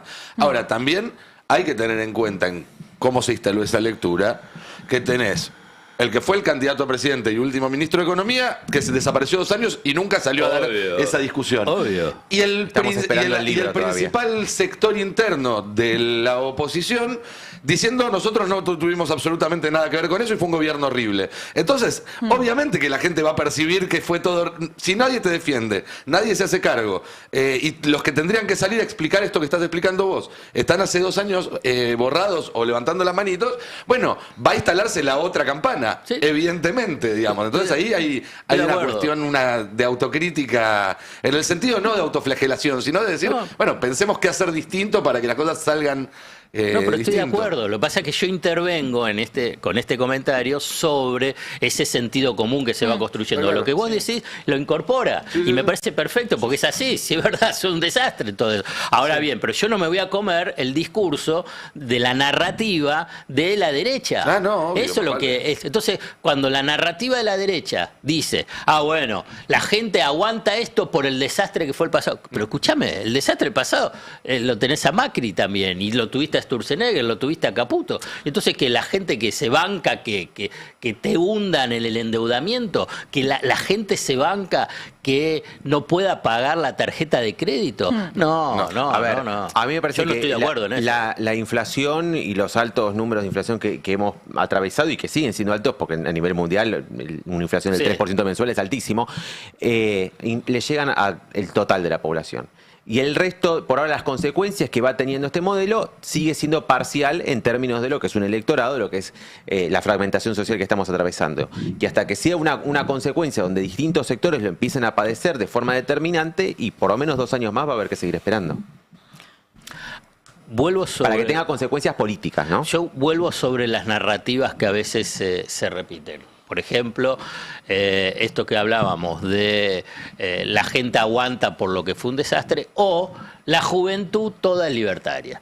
Por ejemplo, y la vez pasada lo mencionábamos, tuvo la reunión número 38 de el feminismo, de la diversidad. El Encuentro Plurinacional de Mujeres Lesbianas, Travestis y Trans. Gracias. Alfredo. Gracias. Bueno, por eso te estaba mirando, para que vos lo digas con propiedad. Bueno. Miles de mujeres estuvieron, miles. Ustedes vieron el video de lo que fue la marcha, miles. ¿Y a dónde está? ¿A dónde está? Para visualizarlo, para mostrar que existe otra sociedad, otras movilizaciones, donde están reclamando otras cosas. ¿A dónde están? Está en el nuevo programa que salió el domingo pasado, basadas en hechos reales, que si no lo vieron lo pueden mirar porque está en el canal de YouTube del Destape. Gracias. Bueno, entonces agarrás, entonces decís, bueno, entonces todos los jóvenes son libertados. No, esto es lo que estoy diciendo. Lo que pasa es que no se muestran, no se visibilizan, no se analizan y no se incorporan. Bueno, y así en muchas otras cuestiones vinculadas con todo este conflicto. Por ejemplo, este listado que hizo la producción, que me parece fabuloso, a partir del 27 de octubre. ¿A dónde lo tenés? Por ahí lo mencionan, hay crisis. No, pero no es un título permanente de la destrucción de todo ese entramado productivo, laboral y social. Entonces queda... Fíjate igual que si uno mira el archivo en los medios de las 2-3 semanas que siguieron a la elección de septiembre, digamos, ese mes y pico en realidad que hay entre septiembre y octubre, los medios de comunicación, uno prendía Feynman, prendía Viale, no te digo Majul, que ya juega otra cosa, y decían, la economía está mal, el país así no sostiene, este gobierno tiene que hacer cambios, cambiar medio gabinete. Digo, cuando parecía que se estaba descascarando, le estaban soltando la mano. El tema es que una vez que ganó la elección, se encolumnaron y fingieron todos demencia. Pero habría que juntar, habría que hacer un laburo, le voy a pedir para esta semana alguna editorial, del diagnóstico del país y de cómo funcionaba el país y cuál era el futuro del país que daban los medios oficialistas en las 3-4 semanas previas a octubre, porque era muy gráfico, eran muy, muy críticos. Y es que es muy claro porque lo salvó Estados Unidos, y a partir de que lo salvó Estados Unidos y gana las elecciones, bueno, vuelve a tener ese halo de poder que cuando ya estás en el ocaso todos te sueltan la mano, que era lo que veíamos en las semanas previas. Pero el modelo económico sigue sin resolverse, en el sentido de que no es un modelo que piense en cómo construir trabajo, porque el horizonte que tiene de esta economía totalmente basada en la extracción de recursos, sea del agro, sea de la minería, sea del petróleo, para exportarlos y con esos dólares importar barato de China, bueno, te deja a 3/4 de la población afuera del modelo, y por más que las cosas sean baratas, made in China, vos no las vas a poder comprar porque no tenés ningún ingreso. ¿Y qué haces? Bueno, sobrevivís. Si tenés una bici, haces pedido ya, si tenés un auto, haces Uber, y si no tenés ninguna de las dos, salís a vender algo. Es la economía generalizada en América Latina, no es algo atípico. Lo atípico era que Argentina se intentaba insertar como una potencia industrial y lo venimos perdiendo. Y no es que lo venimos perdiendo desde Milei, sino que es algo que se viene perdiendo en la estructura argentina desde los 90. Y ahora, el único país que queda con potencia industrial es Brasil. Y a Brasil le va bárbaro. Entonces deberíamos tratar de aprender en términos de hacia dónde queremos ir y hacia dónde nos queremos insertar en este mundo donde todos los países están discutiendo cómo reindustrializarse y nosotros decimos, no, vení, Temu, ¿lo tenés más barato? ¿Puede tener trabajo esclavo detrás? Así sale $1 menos. Bueno, tráemelo. Ese es el modelo de Milei. Y a eso se suma también los jubilados, que los jubilados también están ahora como complemento de sus ingresos porque las jubilaciones están prácticamente congeladas. Ahora se ratificó hoy en el boletín oficial que sigue el bono de 70.000 pesos que está congelado desde el 2023. Desde marzo de 2023, es una vergüenza. Los jubilados que marchan cada miércoles justamente realizan algunos trabajos de costurera, todo independiente, otros son vendedores ambulantes, otros realizan alguna changa, es decir, claro, están también trabajando para tratar de sobrevivir. Mira, me fui la semana pasada y me tomé un Uber, que es algo que no hago en mi vida cotidiana. Era un señor de 74 años. Claro. Señor de 74 años, jubilado. La mujer también, una señora más grande que trabajaba como directora de escuela todavía. Sabemos que los docentes muchas veces siguen trabajando para poder tener un mejor ingreso. Y me decía, no nos alcanza. Y decía, y yo hace unos años ahorraba. Entonces yo ahora dentro de todo puedo comerme mis ahorros y gastar la jubilación, el sueldo de mi señora y lo que yo gano en Uber, que además en el medio tenía que ir a buscar, tratar de compaginar toda una vida con 74 años.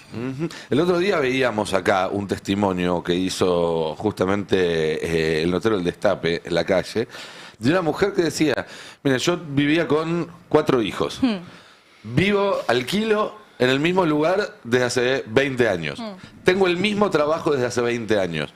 Antes yo mantenía este hogar de 4 personas, de 5 personas, yo y los 4 pibes, y vivíamos bien, y los 4 ahora tienen sus carreras, trabajan, sí, gente que llegó y que les fue muy bien en la vida, se fueron, cada uno vive solo porque crecieron, tengo el mismo trabajo, alquilo la misma casa, vivo sola y ahora no me alcanza. Claro. Es decir, un sueldo que antes mantenía una familia de 5 y les permitía una vacación, un gusto, sí, hoy no le alcanza a una persona que vive sola.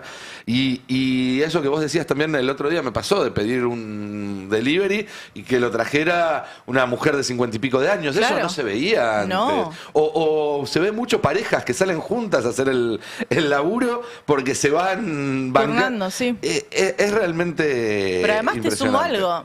Este señor de 74 años estaba bien de salud. Yo no le iba a hacer foco en eso porque tampoco lo quería hacer mal, pero vos a los 74 años podés tener algún problema de salud. ¿Y qué pasa si tenés un problema de salud? Porque a que ya no te alcanza sin tener un problema de salud, con que vos seguís laburando 8, 9, 10 horas diarias, bueno, le tenés que sumar el costo de los medicamentos que ya no te cubre el PAMI, le tenés que sumar el costo de, por ahí, algún médico particular, porque todo el sistema de salud está destruido y desfinanciado. Entonces, es una situación muy compleja que pone en peligro gente que está laburando, pues estamos hablando de gente que sale a laburar y a buscarse el pan de cada día, pero ese pan de cada día está cada vez más caro. Y esto lo relaciono como para que no sea solamente un diagnóstico suelto, sino poder encararlo de forma más sistemática, si se quiere. La semana pasada se habló muchísimo, lo veo ahora, me acordé porque lo veo en uno de los canales que tenemos acá, los monitores, del caso de esta mujer policía a la cual echaron de la fuerza por estar vendiendo contenido erótico. Con el uniforme. Con el uniforme. Pero más allá de la cuestión reglamentaria, que puede estar bien o mal, no pasa por ahí. Puedo decir que no era muy erótico. No, yo estoy diciendo que no podés con un uniforme de un funcionario público, de ninguno, sí, servidor público. De un servidor público, estar vendiendo contenido. Eso sería discutir la sanción y el detalle. Pero más allá de eso, lo que se ve es que hoy, no solamente, porque la lectura más obvia es, no te alcanza para llegar a fin de mes. Y por eso haces estas cosas. Y para mí hay un problema más profundo que el no llegar a fin de mes, que es que se rompió la línea que une esfuerzo con retribución. Exacto. Es decir, la idea de que Yo entro a un trabajo ahora que quizás me paga poco por muchas horas, pero en unos años voy a trabajar unas horitas menos y me van a pagar un poco más, voy a poder ir ahorrando, dentro de 10, 15 años voy a poder comprarme una casita y a la hora de jubilarme voy a tener unos ahorros con los que vivir y además de eso voy a garantizar que a mis hijos les vaya mejor de lo que me fue a mí. Claro. Eso no existe más. No. Entonces, la única alternativa que hay hoy en día a resignarte a tener una vida igualmente miserable en el mejor de los casos, o barranca abajo, es pegarla. Digamos, lo que antes era, si te esforzaste va a ir bien, ahora es si la pegaste va a ir bien. Y entonces puede ser el OnlyFans, puede ser las cripto, puede ser meterse en negocios ilegales, puede ser tratar de ser un influencer, un youtuber, pero el mecanismo es ese, ser uno en un millón. Porque de los que se meten a tratar de pegarla, la pega uno y el resto se queda por el camino y se queda en la banquina. Total. Y este sistema además lo que te dice es que si vos no sos ese uno, sos de lo que se queda en la banquina, es culpa tuya. De que no fuiste un efectivo emprendedor de vos mismo, un buen empresario, un buen... y lo que hay en realidad es un precariado, donde te venden que sos un emprendedor, pero en realidad lo que hacen es precarizarte tanto que si un día te enfermas, te caes y te rompes una pata, no hay nada que te ataje. Y quedás directamente, absolutamente a la merced de un círculo social cada vez más chico. Total, y además muchas veces con estas plataformas, en el caso de OnlyFans, te dicen, no, sí, vos sos modelo de OnlyFans y vas a ganar $10.000 por mes. Una gana de $10.000 por mes. Es el que la pega. El resto gana 200, 300, $400 por mes. Así es. Que es lo mismo que ganás trabajando en una pizzería, digamos. Y el tema es, bueno, cómo se te complica o se te prefigura tu futuro laboral dependiendo las decisiones que tomes ahora. Digo, en el mismo caso de ser youtuber. Vos querés ser youtuber. Bueno, para ser un youtuber exitoso, y te tiene que ir muy bien. Y si después no, es sostenerse también, ¿no? Y sostenerse. Y si te va más o menos, no es que no vas a ganar nada, pero vas a ganar la misma miseria que gana cualquiera en el mercado laboral. Entonces es bastante complejo porque también se idealizan esos trabajos de plataforma. Así es, y además dependés del dueño de esa plataforma que un día decide que el negocio es otro y olvídate. Y después le decís, tengo experiencia, sí. Yo fui 4 años youtuber. Youtuber, un montón. Buen día, Noelia Barral Ligera. Hermosa mañana, chicos, ¿verdad? Hermosísima mañana. Puedo hacer una cosa. Hermosísima mañana. Una cosa. Cuando me convocaron para el destape, no me comentaron que estaba rodeado de bosteros. Digamos, hay un tema que acá se oculta, digamos. Se fue Ari. Bienvenida a la Se fue Argentina, Ari. Alfredo Se Zayat. fue Ari. La mitad más uno, Es la Pero representación del no país. Veo por redes uno boludeando ayer, veo Nico, Sí. John, que joda, digamos. Puse el destape presente en la bombonera. Ir a la cancha es boludear. No, Cualquiera. yo estaba Cualquiera, no me boludeando. representa. No me Boludeando en representa. redes y los Dale. veo a estos que están en la bombonera. Y Les voy a también fue mandar- Ari. No, Ari no. Ari fue otra vez, lo mandé al frente digo, pero, de perdone, un clásico yo hace muchos años. Quiero saber, a partir de ahora voy a estar prevenido. ¿Querés Sé venir? que estoy rodeado. Quizás el domingo que Hasta viene no me sea el mejor Juanpa. día, pero... ¿Me si llevas querés el venir- domingo que viene? No, quizás el domingo que viene no sea el mejor No me día. llevas. Pero otro día te llevo así, Pero conoces. pará, no sé por qué el domingo que viene por ahí juega con Tigre, qué sé yo. No sé. Ay, ya como estamos. Mira, Bueno, simplemente ahí- quiero saber, digamos, espero que el mundo gallina empiece a imponerse un poco más. Yo también en el lo destape. espero. Al final entonces tenemos razón los que decimos que Yo también todos los lo que no espero. son de Boca son antiboca. ¿Viste? Nos está dando la el- razón. la hermandad. ¿Saben qué pasa? Que Boca está muy de moda, entonces es medio insoportable las modas cuando de se moda? pasan. Poco de moda. Está Porque de fue moda, Johnny Depp. Boquita, De moda. Boquita es pueblo, Boquita. Entonces toda la gente que más o menos Mirá, quiere mirá qué ser linda parte foto. de algo, Mirá qué lindo se pibe. pone- Abajo de la lluvia. Escúchame, Nico. Mirá Está qué bien, lindos descansa pibes. los Es una sábados. foto que nos Descansa los sacamos ayer bajo la lluvia mientras esperábamos para ingresar al estadio Alberto J. Armando con Jonathan Eguer y Noelia Barral Ligera. Nada, circulen, no hay nada para ver por acá. Aparte, todo vestido de Boca. digamos, es una cosa. Disculpame, cuando vos vas a la cancha de Racing, ¿de qué te vestís? No. Voy de civil. De civil. Igual, bueno, sí, a mí me gustaba eso cuando íbamos a la cancha como con ropa normal. Ahora es como hay que... Con la roquita. Sí, ahora está, pero bueno. Bueno, volvamos a la política. Sí, por favor. Tienen miedo, ¿eh? Tienen miedo, ¿eh? Nah, de Tienen ninguna miedo, manera. Por favor. Tienen miedo, ¿eh? De Con el ninguna cuchillo manera. entre los dientes. Equipo chico fue ayer, ¿eh? Argentinos Juniors. Copó la bombonera. Por favor. Mañana por favor. lo seguimos charlando. Es picante. No venís mañana, ¿no? El miércoles. El miércoles nos vamos a dar las caras todos. Eso va a ser interesante.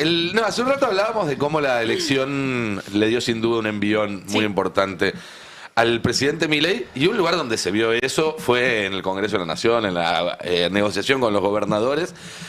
Son horas clave para ver cómo se va a configurar el Congreso y estos proyectos que el gobierno quiere avanzar sí o sí durante el verano. Sí, hoy y mañana, te digo, son las horas en las que se tiene que definir la composición de la Cámara de Diputados. Estamos allí porque hoy va a haber una reunión clave entre el gobernador de Catamarca, Raúl Jalil, y la senadora Lucía Corpacci para definir si se van los 4 correntinos o no del bloque justicialista, y de esta manera ya se termina transformando. Catamarqueños. ¿Qué dije? Correntinos. No, catamarqueños. Y si el bloque justicialista queda como segunda minoría y primero La Libertad Avanza. La propuesta o una opción es que sean 2 y 2, que 2 se queden y 2 se vayan, pero ahí estarían a un diputado de diferencia que podría pasar podría sumarse a La Libertad Avanza desde otro espacio. No es solamente el justicialismo el único partido, el único bloque que puede llegar a abastecer de diputados y de legisladores a La Libertad Avanza. El fin de semana hubo 3 nuevos diputados que pegaron el salto: Bongiovanni del PRO, Razzini del PRO, y también se va a sumar en este caso el reemplazo de Los Penato, quien anunció que finalmente va a asumir como legisladora porteña en la ciudad de Buenos Aires, y por lo tanto le deja su banca a la bullrichista Petrovich, que va a entrar en el lugar de Los Penato, y ya La Libertad Avanza tiene 94 diputados, por eso ahí cabeza a cabeza con el bloque justicialista, el que era de Unión por la Patria. Insisto, hoy reunión clave entre Jalil y Corpacci. Después hay que ver qué pasa con Jorge Fernández, que responde a Alberto Rodríguez A, el puntano. Esto dentro del bloque de Unión por la Patria.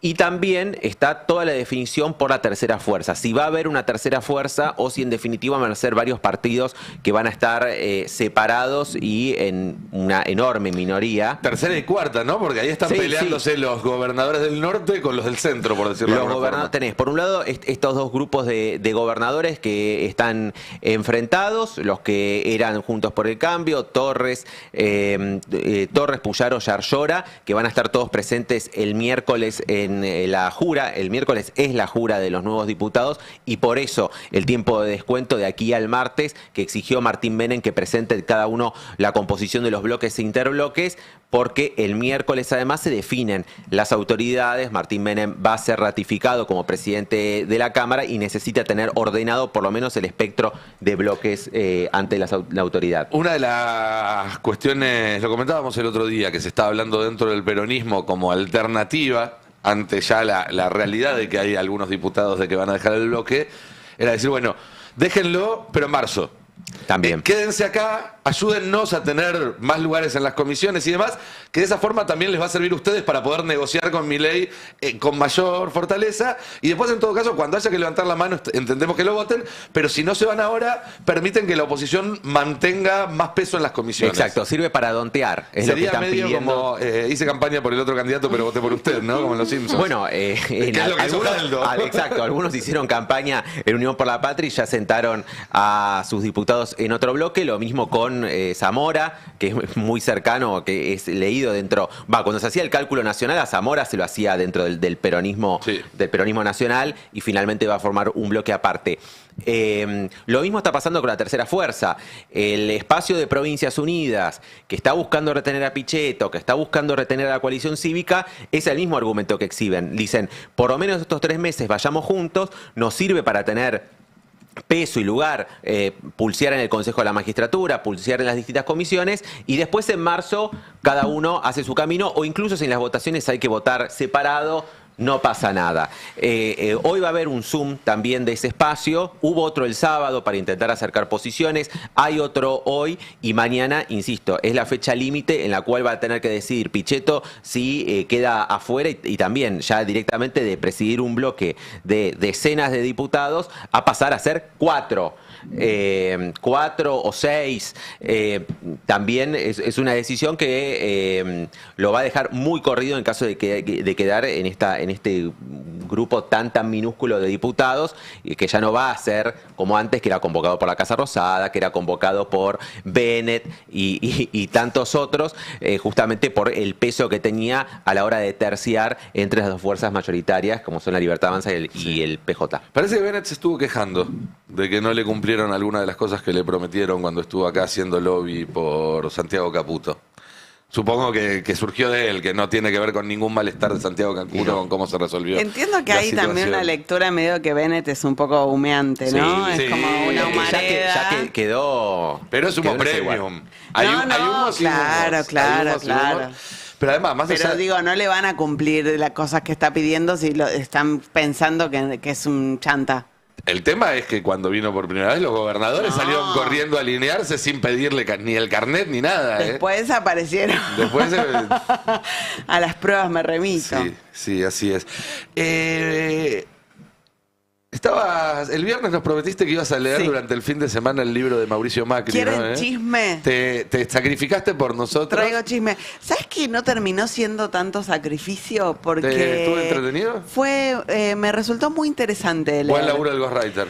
Sí, está muy bien escrito. De hecho, le agradece a Pablo Beluto y a no me acuerdo quién más por el proceso de escritura del libro. A Pablo Beluto y a Marcelo Panoso. Está muy bien escrito. Bueno, estamos hablando del libro que acaba de publicar Mauricio Macri, que se llama Franco, Vida de mi padre, la historia de mi mayor maestro y mi gran antagonista. Es básicamente, y por esto es que digo que disfruté su lectura y qué sé yo, hay que suspender muchas cuestiones a la hora de leerlo. Es básicamente la historia de una relación muy conflictiva entre un padre y un hijo, contada desde un punto de vista, que es el punto de vista del hijo. Cuando arranca el libro, Macri básicamente dice, escribo esto con el ánimo de encontrar una respuesta, quiero entender, y esto lo digo yo, lo que yo creo que Macri quiere entender o se quiere responder es si su padre lo quiso o no lo quiso. Esa es la pregunta que está flotando todo el tiempo en el libro y que la verdad, bueno, todos somos hijos, sabemos de las relaciones difíciles entre padres e hijos. Es una pregunta que es difícil de responder y bueno, quienes lean el libro verán si la sienten respondida o no. Que la pregunta sea difícil de responder ya habla mucho de esa historia. Sí. ¿No? Porque son preguntas que tienen respuesta fácil o no. Exacto.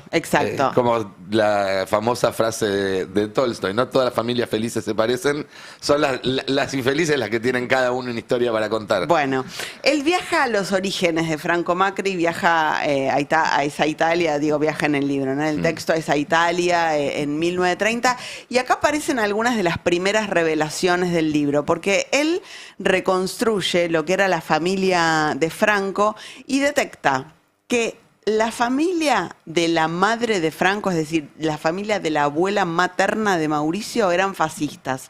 El bisabuelo de Mauricio, el padre de su abuela, integró los camisas negras, fue funcionario de Mussolini.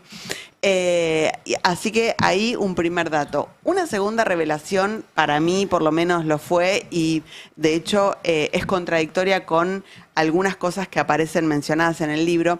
Vieron que cuando Mauricio Macri habla de Franco Macri, habla de un pibe de 19 años que llegó a la Argentina sin conocer a nadie, pobre, sin saber el idioma, con una mano atrás y otra adelante, y terminó siendo el empresario que fue. Bueno, la verdad es que esta mirada está muy, muy edulcorada, porque el papá de Franco, Giorgio Macri, era empresario, universitario, tuvo una empresa constructora, era un intelectual, tuvo una imprenta, fue parte del Uomo Qualunque. Fue uno de los fundadores del partido. Del Uomo Qualunque. Lo mandó a Franco al Colegio Máximo, uno de los más prestigiosos de Roma. O sea, Franco Macri cuando llega acá, sí, era un inmigrante, sí, no conocía el idioma, sí, tenía 18, 19 años, pero tenía un capital cultural. Tenía una mano atrás y otra adelante, pero estaban llenas las manos, no las tenía vacías. Muy importante. De hecho, apenas llega el primer trabajo que lo consigue a los 3 días, se lo consigue su padre en una constructora en ese momento, porque obviamente donde Giorgio tenía contactos y con eso tiene que ver la llegada de Franco a la Argentina, pero no hay registro de Mauricio Macri respecto de este capital cultural con el que llega Franco Macri a la Argentina. De hecho, vamos a escucharlo contar cómo llegó su padre a este país.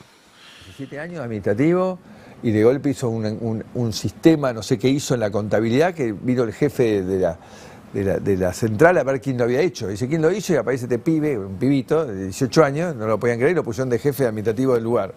Pero después él compró un terreno con un amigo y construyeron ellos una casa para terminar de entender cómo era el proceso de construcción. Pero bueno, no quita nada, ¿eh? O sea, él llegó acá, como él dijo, con las dos manos a trabajar, porque no conocía a nadie, no tenía un mango de capital, no hablaba el idioma, por más que es bastante simple para un italiano.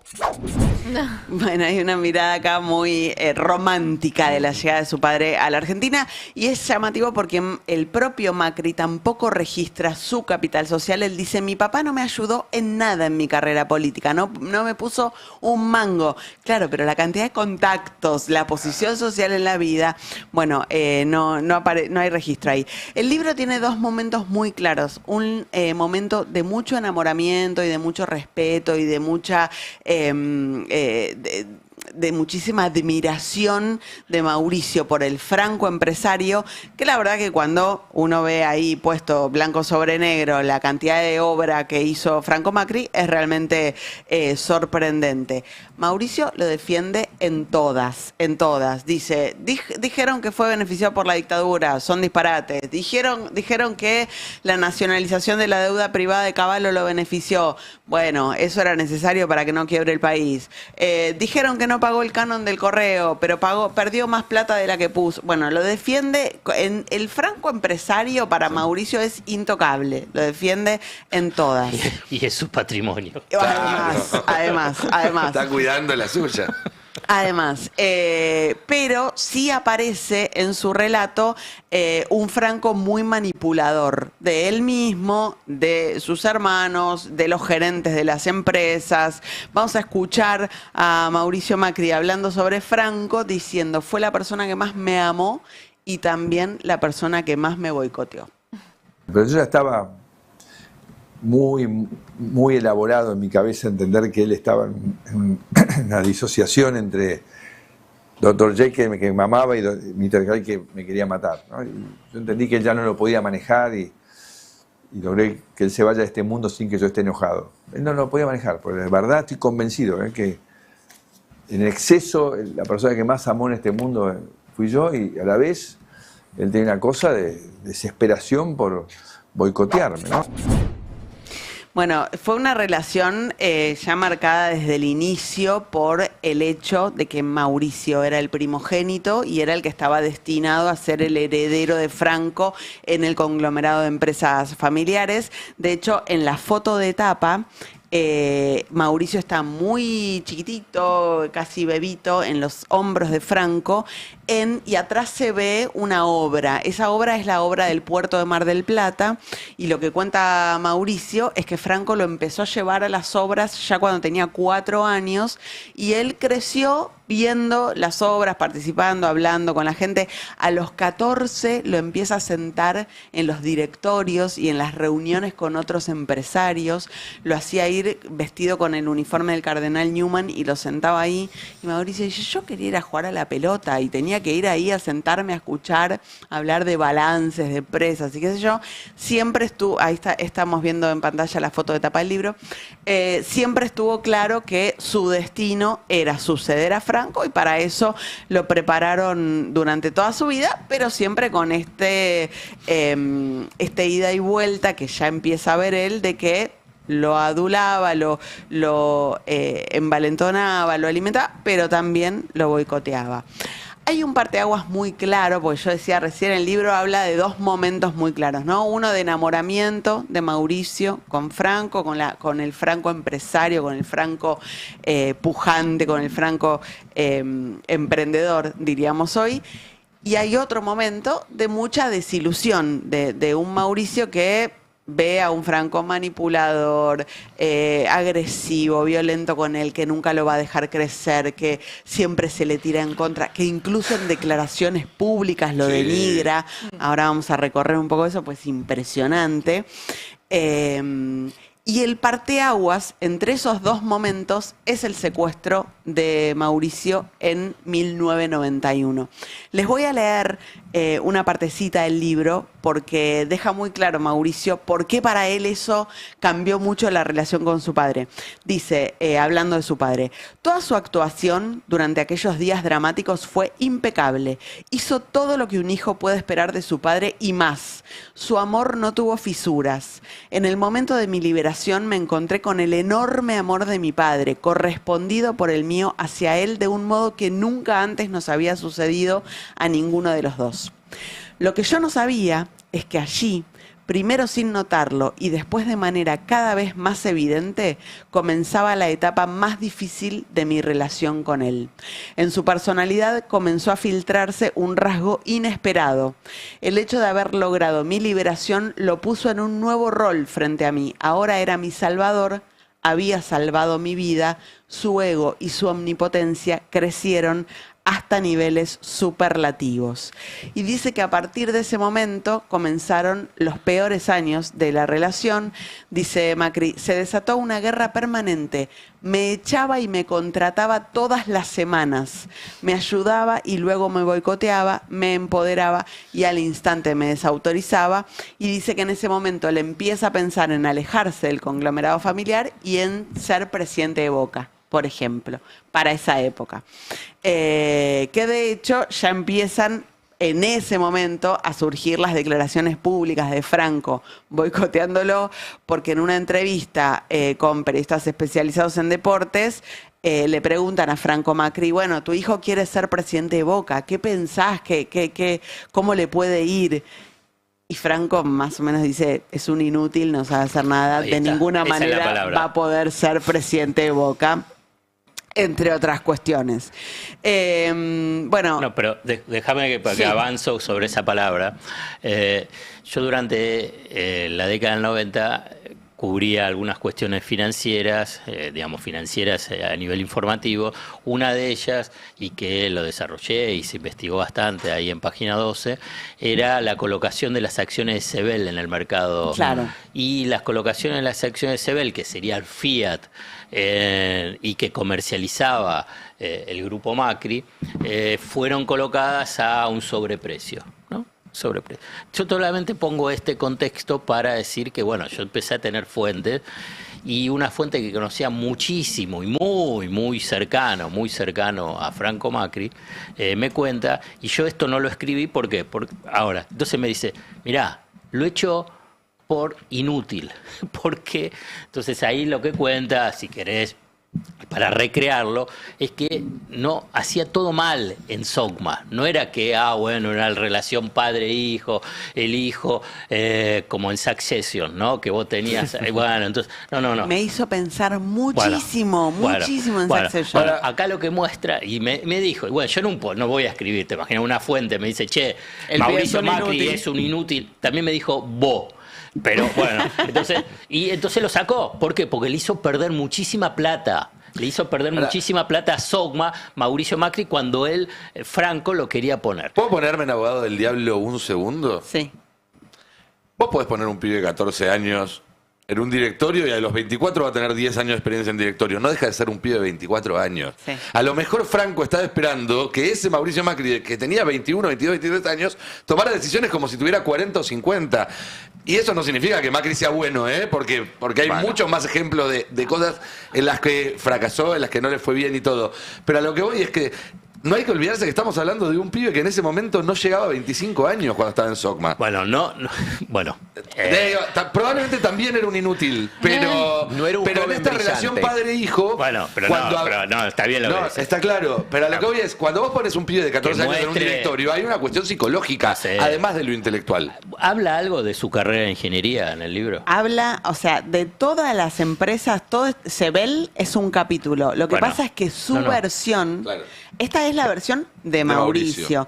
Y su versión es que él llegó a un acuerdo excelente con los italianos para tener 10 años más la licencia de Fiat y qué sé yo, y que Franco lo dinamitó porque lo odiaba a él, porque no quería que él tuviera un éxito. Succession, ahí tenés Succession. No, es que vos le crees a Mauricio. Bueno, no le estoy creyendo.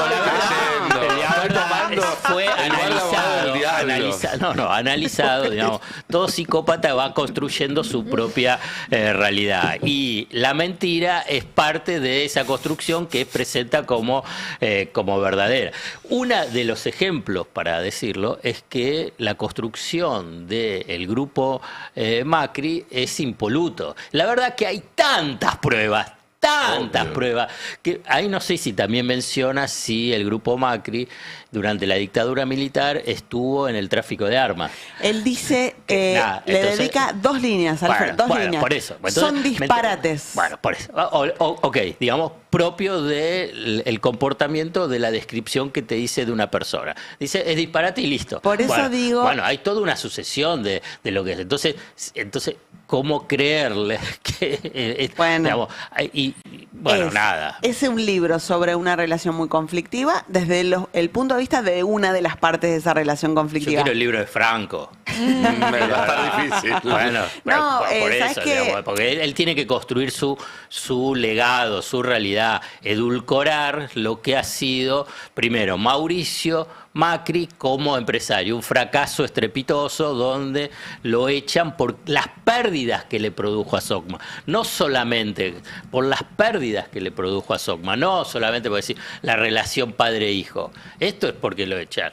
Ahí. Bueno, ahí lo que sería interesante es escuchar a toda la línea gerencial, ¿no? De Socma, de Sebel, que seguramente tienen algo para aportar. Llamen a Schiaretti. Pero mira, les quiero compartir algo porque cuenta, Macri dice, nadie lo contradecía a mi padre. El único que lo contradecía era yo y todos decían sí, Franco, sí, Franco. Y cuenta una anécdota con un consultor chileno convocado por Franco para hacer una revisión sobre las empresas, qué sé yo. Es interesante escucharla, es graciosa también.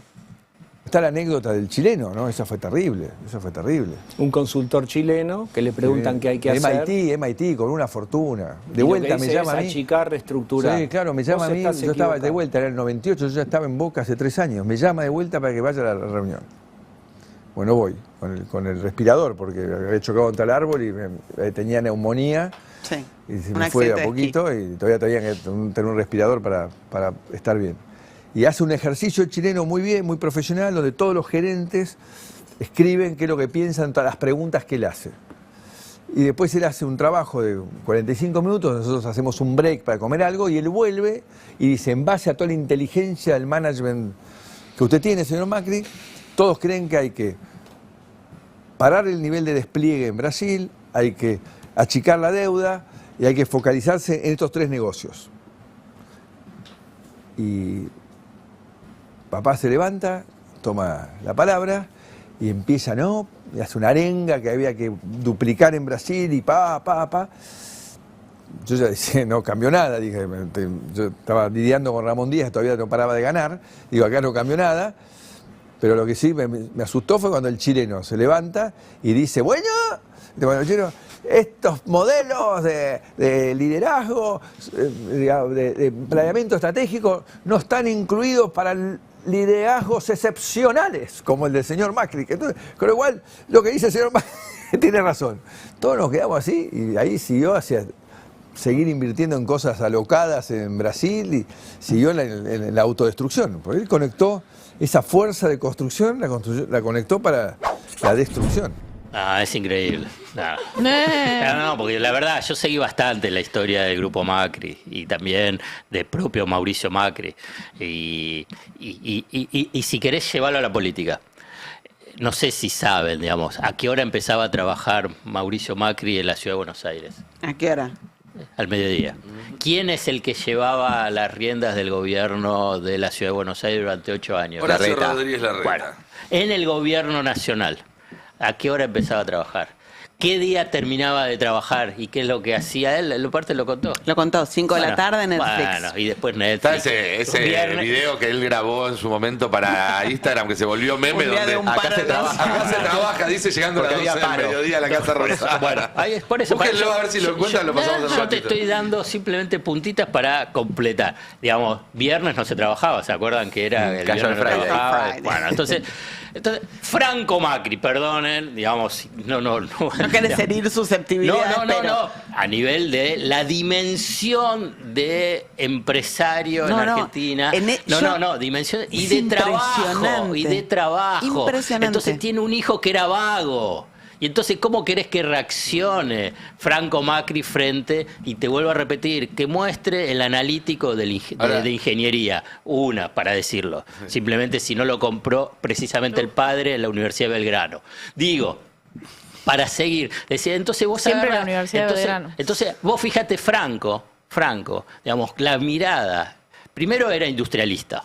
Digamos, lo mismo que Roberto Roca, que tendría que Paolo y compañía ver qué eran esos empresarios. Obviamente todos prebendarios, todos vinculados con la dictadura, todos crecieron, estatizaron la deuda, pero la diferencia sustancial. Entonces, primero, y vos fíjate la mirada estratégica, fue uno de los primeros, si no el primero, donde vio a China. Sí. Digamos, Franco Macri y Brasil como potencia. Y el otro lo cuestiona. Entonces vos agarrás y decís, pero Mauricio, a vos te salvó Bianchi y Riquelme. Y entonces sigamos el juego de naturalizar y humanizar lo que ha sido Mauricio Macri. También es interesante ver cómo en este planteo del consultor viniendo de afuera a opinar qué tenía que hacer la empresa, diciendo achicá, desendeudate y demás, y el dueño de la empresa diciendo no, hay que seguir mirando, si uno lo lleva al país. Bueno, porque también el modelo Macri fue un modelo de traer consultores de afuera que dijeran achicá y demás, y él en ese lugar, en vez de tomar la decisión que había tomado su padre en ese momento, y que él cree que es equivocada, porque acá lo está diciendo, arruinó todo, el tipo decidió hacerle caso al chileno, digamos, ¿no? Hacerle caso al consultor. Mirá, justo el día de hoy me agarraste.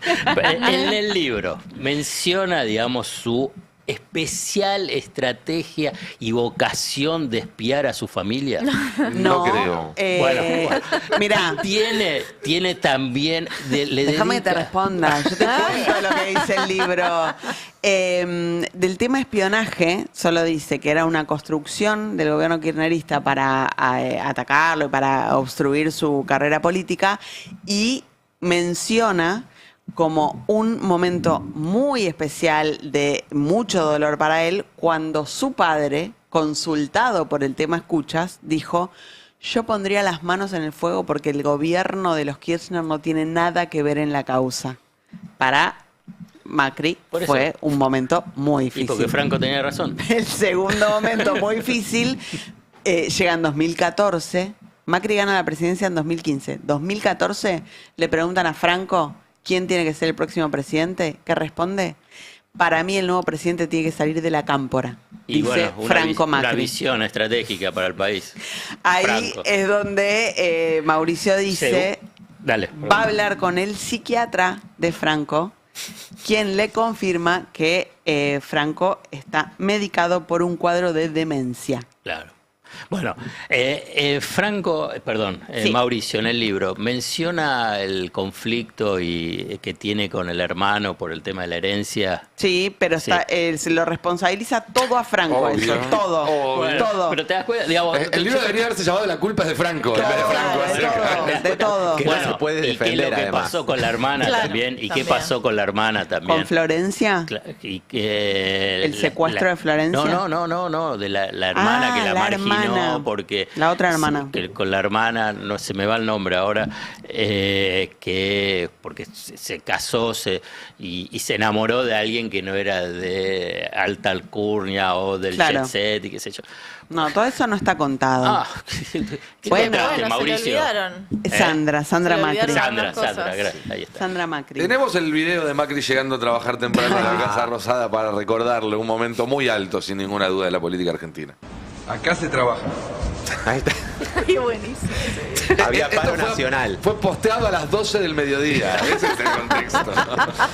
Y se suma a la foto del dormido en el Zoom. Acá se trabaja. años después se suma la foto del todo dormido en el Zoom, que también era a las 11 de la mañana en el Zoom del PRO. No, acá para mí la principal responsabilidad es Franco, la verdad. La principal responsabilidad de Franco es que lo echó de la empresa. Porque al echarlo a la empresa, y Bianchi y Riquelme hizo que se convierta en político y llegue a presidente. Es lo mismo que el padre de Milei.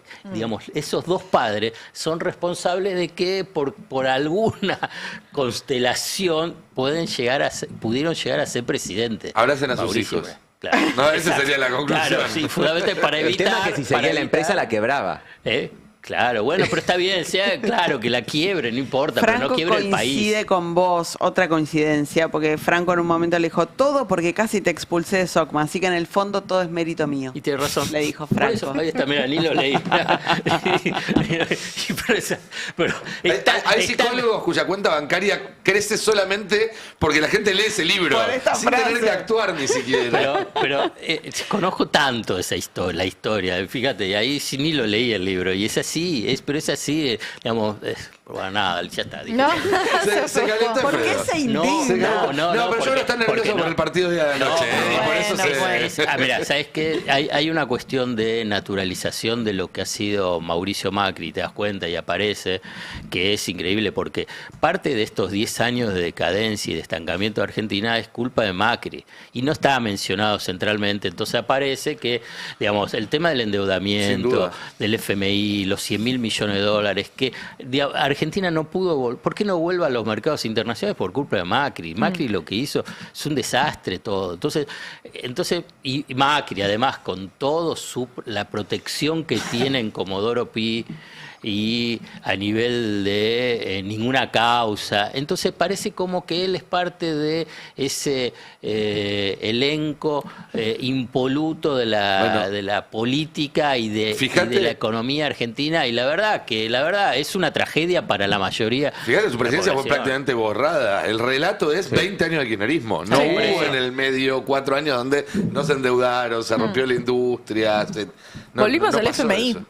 Cuando volvimos al FMI fueron, anteriormente, cuando salimos de 2003 hasta 2017, fue la primera vez desde la vuelta de la democracia que la Argentina podía tomar decisiones de política económica sin tener que estar consultándole al Fondo Monetario.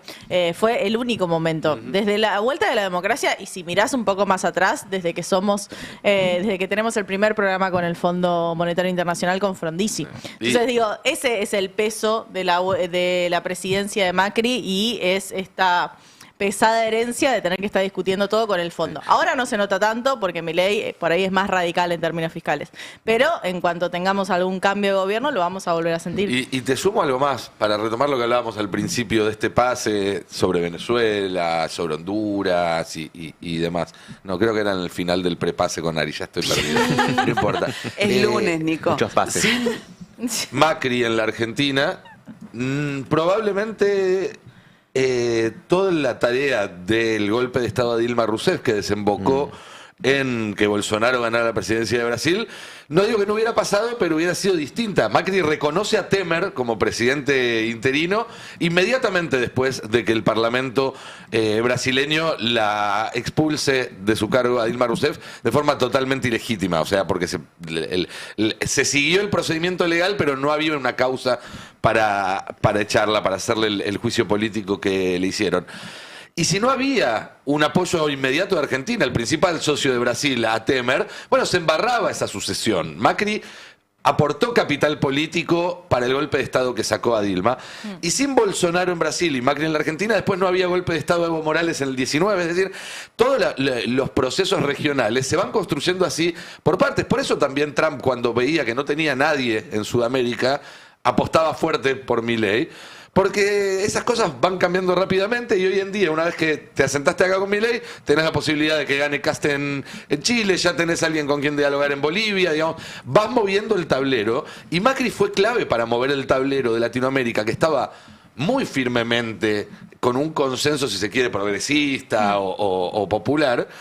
y llevarlo hasta lo que estamos ahora, que es la víspera de una invasión norteamericana prácticamente.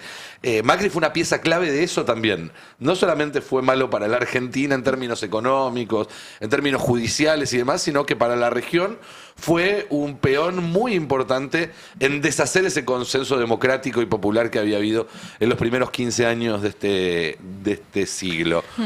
Va a seguir teniendo gravitación en la política argentina, Sí, probablemente en la política regional. Me parece interesante En la FIFA. un viaje a su mente, como es este libro que les traje hoy. Muy bien, gracias Noé. Nos quedan unos minutos y 3 temas que quiero tocar, aunque sea brevemente. Volvamos por un minuto a la economía porque tenemos datos de importación textil, que es un indicador también de después los precios que llegan a las familias, pero sobre todo también de una industria que en la Argentina da mucho trabajo. Sí, me parece importante recuperar y repasar los cierres y achicamientos de empresas que vimos en la segunda quincena de noviembre. Estamos hablando de 2 semanas donde se despidieron más de 400 empleados. Estamos hablando de más de 400 familias afectadas en Buenos Aires, en La Rioja y en San Luis. Bueno, Whirlpool por ahí fue la más conocida por este cierre sorpresivo que tuvo justamente en su planta en Pilar y porque dejó desempleadas a 220 personas. Pero también pasó en Pilar también que Essen, que es una reconocida marca, ¿no?, de ollas en la Argentina, despidió 34 empleados. No es que cerró, pero achicó la planta justamente por la dificultad de sostener la producción. Y ya pasando, a el sector textil, nos vamos a La Rioja, a este centro productivo, y Luxo y Vulcalar cesaron sus actividades y desvincularon a 120 trabajadores y trabajadoras entre las 2 empresas. Y por último, en San Luis, ya haciendo este repaso en la Argentina, Dana, que es importante porque es una empresa de origen estadounidense que trabajaba en el sector autopartista, hace a la industria automotriz y cerró definitivamente su planta, que despidió a 50 empleados. Entonces, ese es el contexto, esa es la conclusión de este cierre de la industria argentina, y en el medio lo que tenemos en comparación es el aumento de las importaciones.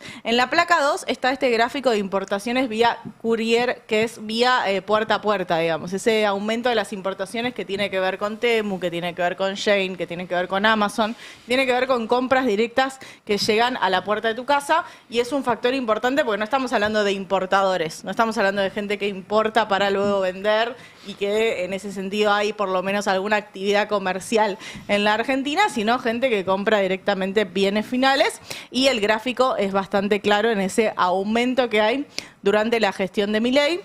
Los anteriores aumentos tenían que ver también con esa posibilidad que se abrió o se empezó a hacer más conocida en 2022, pero bueno, siempre con niveles más bajos de lo que estamos viendo actualmente en esas importaciones en dólares. Ese gráfico va hasta octubre de 2025. Hay que ver cómo cierra el año. De puerta a puerta, casi 700 millones. Casi 700 millones de dólares. Wow. Sí.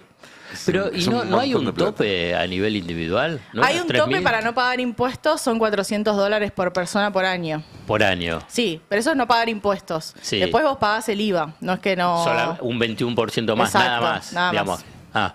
Claro. Por eso, entonces igual siguen comprando. Porque O sea, $400 comprás directamente el precio que te dice la página china. Después tenés que hacer el trámite para pagar el IVA. Por eso es el número. Claro. Porque si no, no te da, no me daba el cálculo. No, y además es un consumo, a ver, porque uno lo primero que piensa es Shein, Temu, que son cositas chiquitas. Más o menos chiquitas, hay de todo, hay muebles. Está bien, pero en general la idea es me compro 3 remeras, el imaginario. Y la verdad es que pero la industria del mueble te dice, mirá que compran muebles para rearmarse. Pero además de los muebles, digo, también por Amazon hay gente que se está trayendo heladeras, hay gente que se está trayendo grandes electrodomésticos. El tema ahí es que se hace más caro el envío. Digo, lo que te empieza a costar un poco más es el envío. Pero en la gama alta se accede a marcas que acá no están. Claro. Grifería, televisores. Hay gente que te trae televisores porque son modelos y marcas que acá en la Argentina no están. Y pagan el extra. Bueno, en su momento los ministros se iban a Chile, ¿se acuerdan, no? De Bregman. Sí, que volvía con los televisores en el aeropuerto. Bueno, ahora es más discreto. Dijo que eran para la oficina. Y después pero uno que me parece importante en una nota de ámbito que escribió Andrés Lernen, que hace a la importación de ropa usada. Y este es un fenómeno muy importante porque tenemos... de ropa usada? Claro, Estados Unidos tiene una regulación que hace que no se pueda incinerar la ropa. Digamos, la ropa, una vez que no se vendió, que terminó la temporada, que pasó por los outlets, que todo eso, la exportan a países. La exportan muy barata, donde venden ropa en paquetes por tonelada.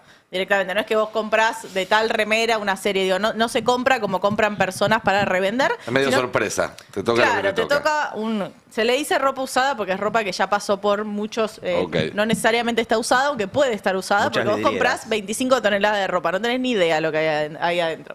Bueno, Argentina tenía regulaciones que imposibilitaban estas importaciones porque generan muchos efectos. De hecho, el desierto de Atacama en Chile, acá cruzando la frontera, tiene un problema de residuos de toda esa ropa, que dentro de esas toneladas de ropa hay ropa que ya no sirve para nada. Y la tiran en el desierto y hay montañas y pilas de ropa que llega de Estados Unidos, que ellos no la pueden incinerar, pero que terminan en los basurales de los países del tercer mundo, donde evidentemente somos parte. Caramba. Pero pará, tengo el gráfico de esa importación de ropa usada porque se multiplicó por 40 en los primeros 8 meses de 2025. Siguen siendo volúmenes absolutos bajos en comparación a otros países, pero sí un fenómeno que preocupa por el crecimiento que está teniendo mes a mes. Claro, la tendencia. Claro, la tendencia en gente que compra, o marcas, o sobre todo multimarcas que compran toneladas de ropa, pero que dentro de esas toneladas de ropa hay basura. Digo, no toda esa ropa es revendible, así que va a ser un conflicto, o promete ser un conflicto en los próximos meses. Muy bien, cortito, ¿no? El sábado había una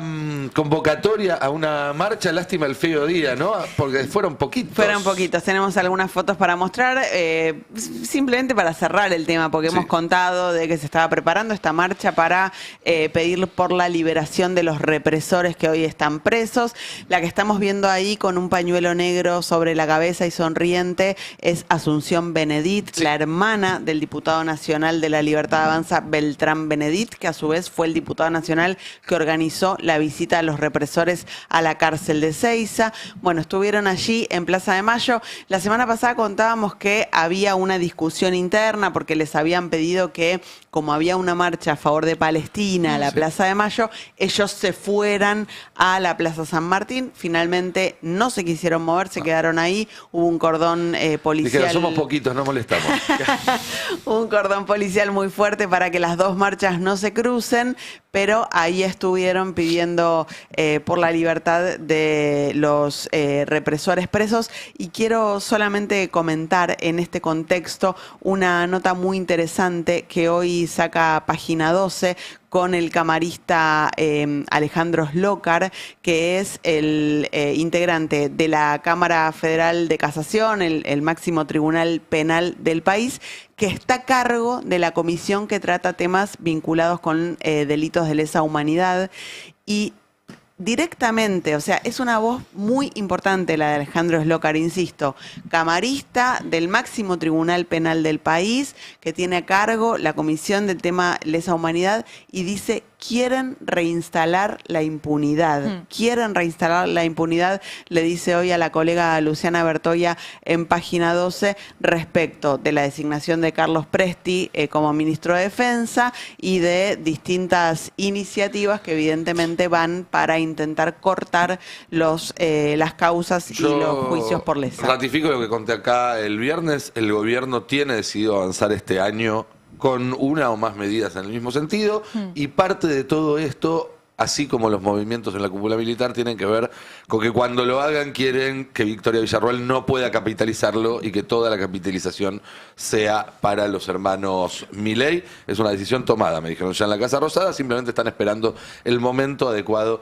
para anunciarlo. Nos queda Yo un tengo minutito. un comentario sobre esto porque conozco muchos compañeros, compañeras que fueron a la marcha por Palestina y se cruzaron obviamente con esta gente y bueno, por lo menos no les dejaron tener un acto en paz, así que les agradezco a esos compañeros y compañeras porque por más que hayan sido pocos no pudieron dar esas palabras y no pudieron hacer la ronda por esto es una gran provocación a las madres. Es una gran provocación, pero también valoro a la gente que va y que imposibilita eso, porque Sin si es duda. policía van y dan la ronda a Sí, ellos. no, sin duda. Che, bueno, terminó el programa, nos quedó colgadito una cosita de Alan sobre reforma laboral, la charlaremos en los El próximos PJ días. tiene su propia reforma laboral, nuevas relaciones laborales es lo que está proponiendo, o es el esquema en realidad que se está discutiendo, así como estuvo la discusión con los economistas, hay discusión también respecto a qué agenda proponer frente a la que va a establecer Milei a partir del 10 de Nos diciembre. lo contás la próxima. Antes de irnos, y porque uno nunca sabe a dónde lo que depara el destino y el futuro de las personas, y los argentinos ya hemos sufrido mucho por ausencias de cariño paternal, le voy a mandar un beso a Greta, que está cumpliendo 2 años en este momento, a la quien adoro con todo 2 mi años. corazón. Tu papá sí te quiere, Greta. Sí. Así que vamos a dar por terminado este programa, si yo puedo ir corriendo a estar un Por rato con ella. supuesto. Gente, que tengan muy lindo día. Nosotros nos reencontramos a las 7 de la tarde acá, haciendo justamente el pase de la tarde. Quédense igual en toda la continuidad del Destape, y mañana a las 10 de la mañana el pase original. Chau, chau. El Destape 1070. El Destape 1070. Eldestapeweb.com. Sigamos haciendo historia.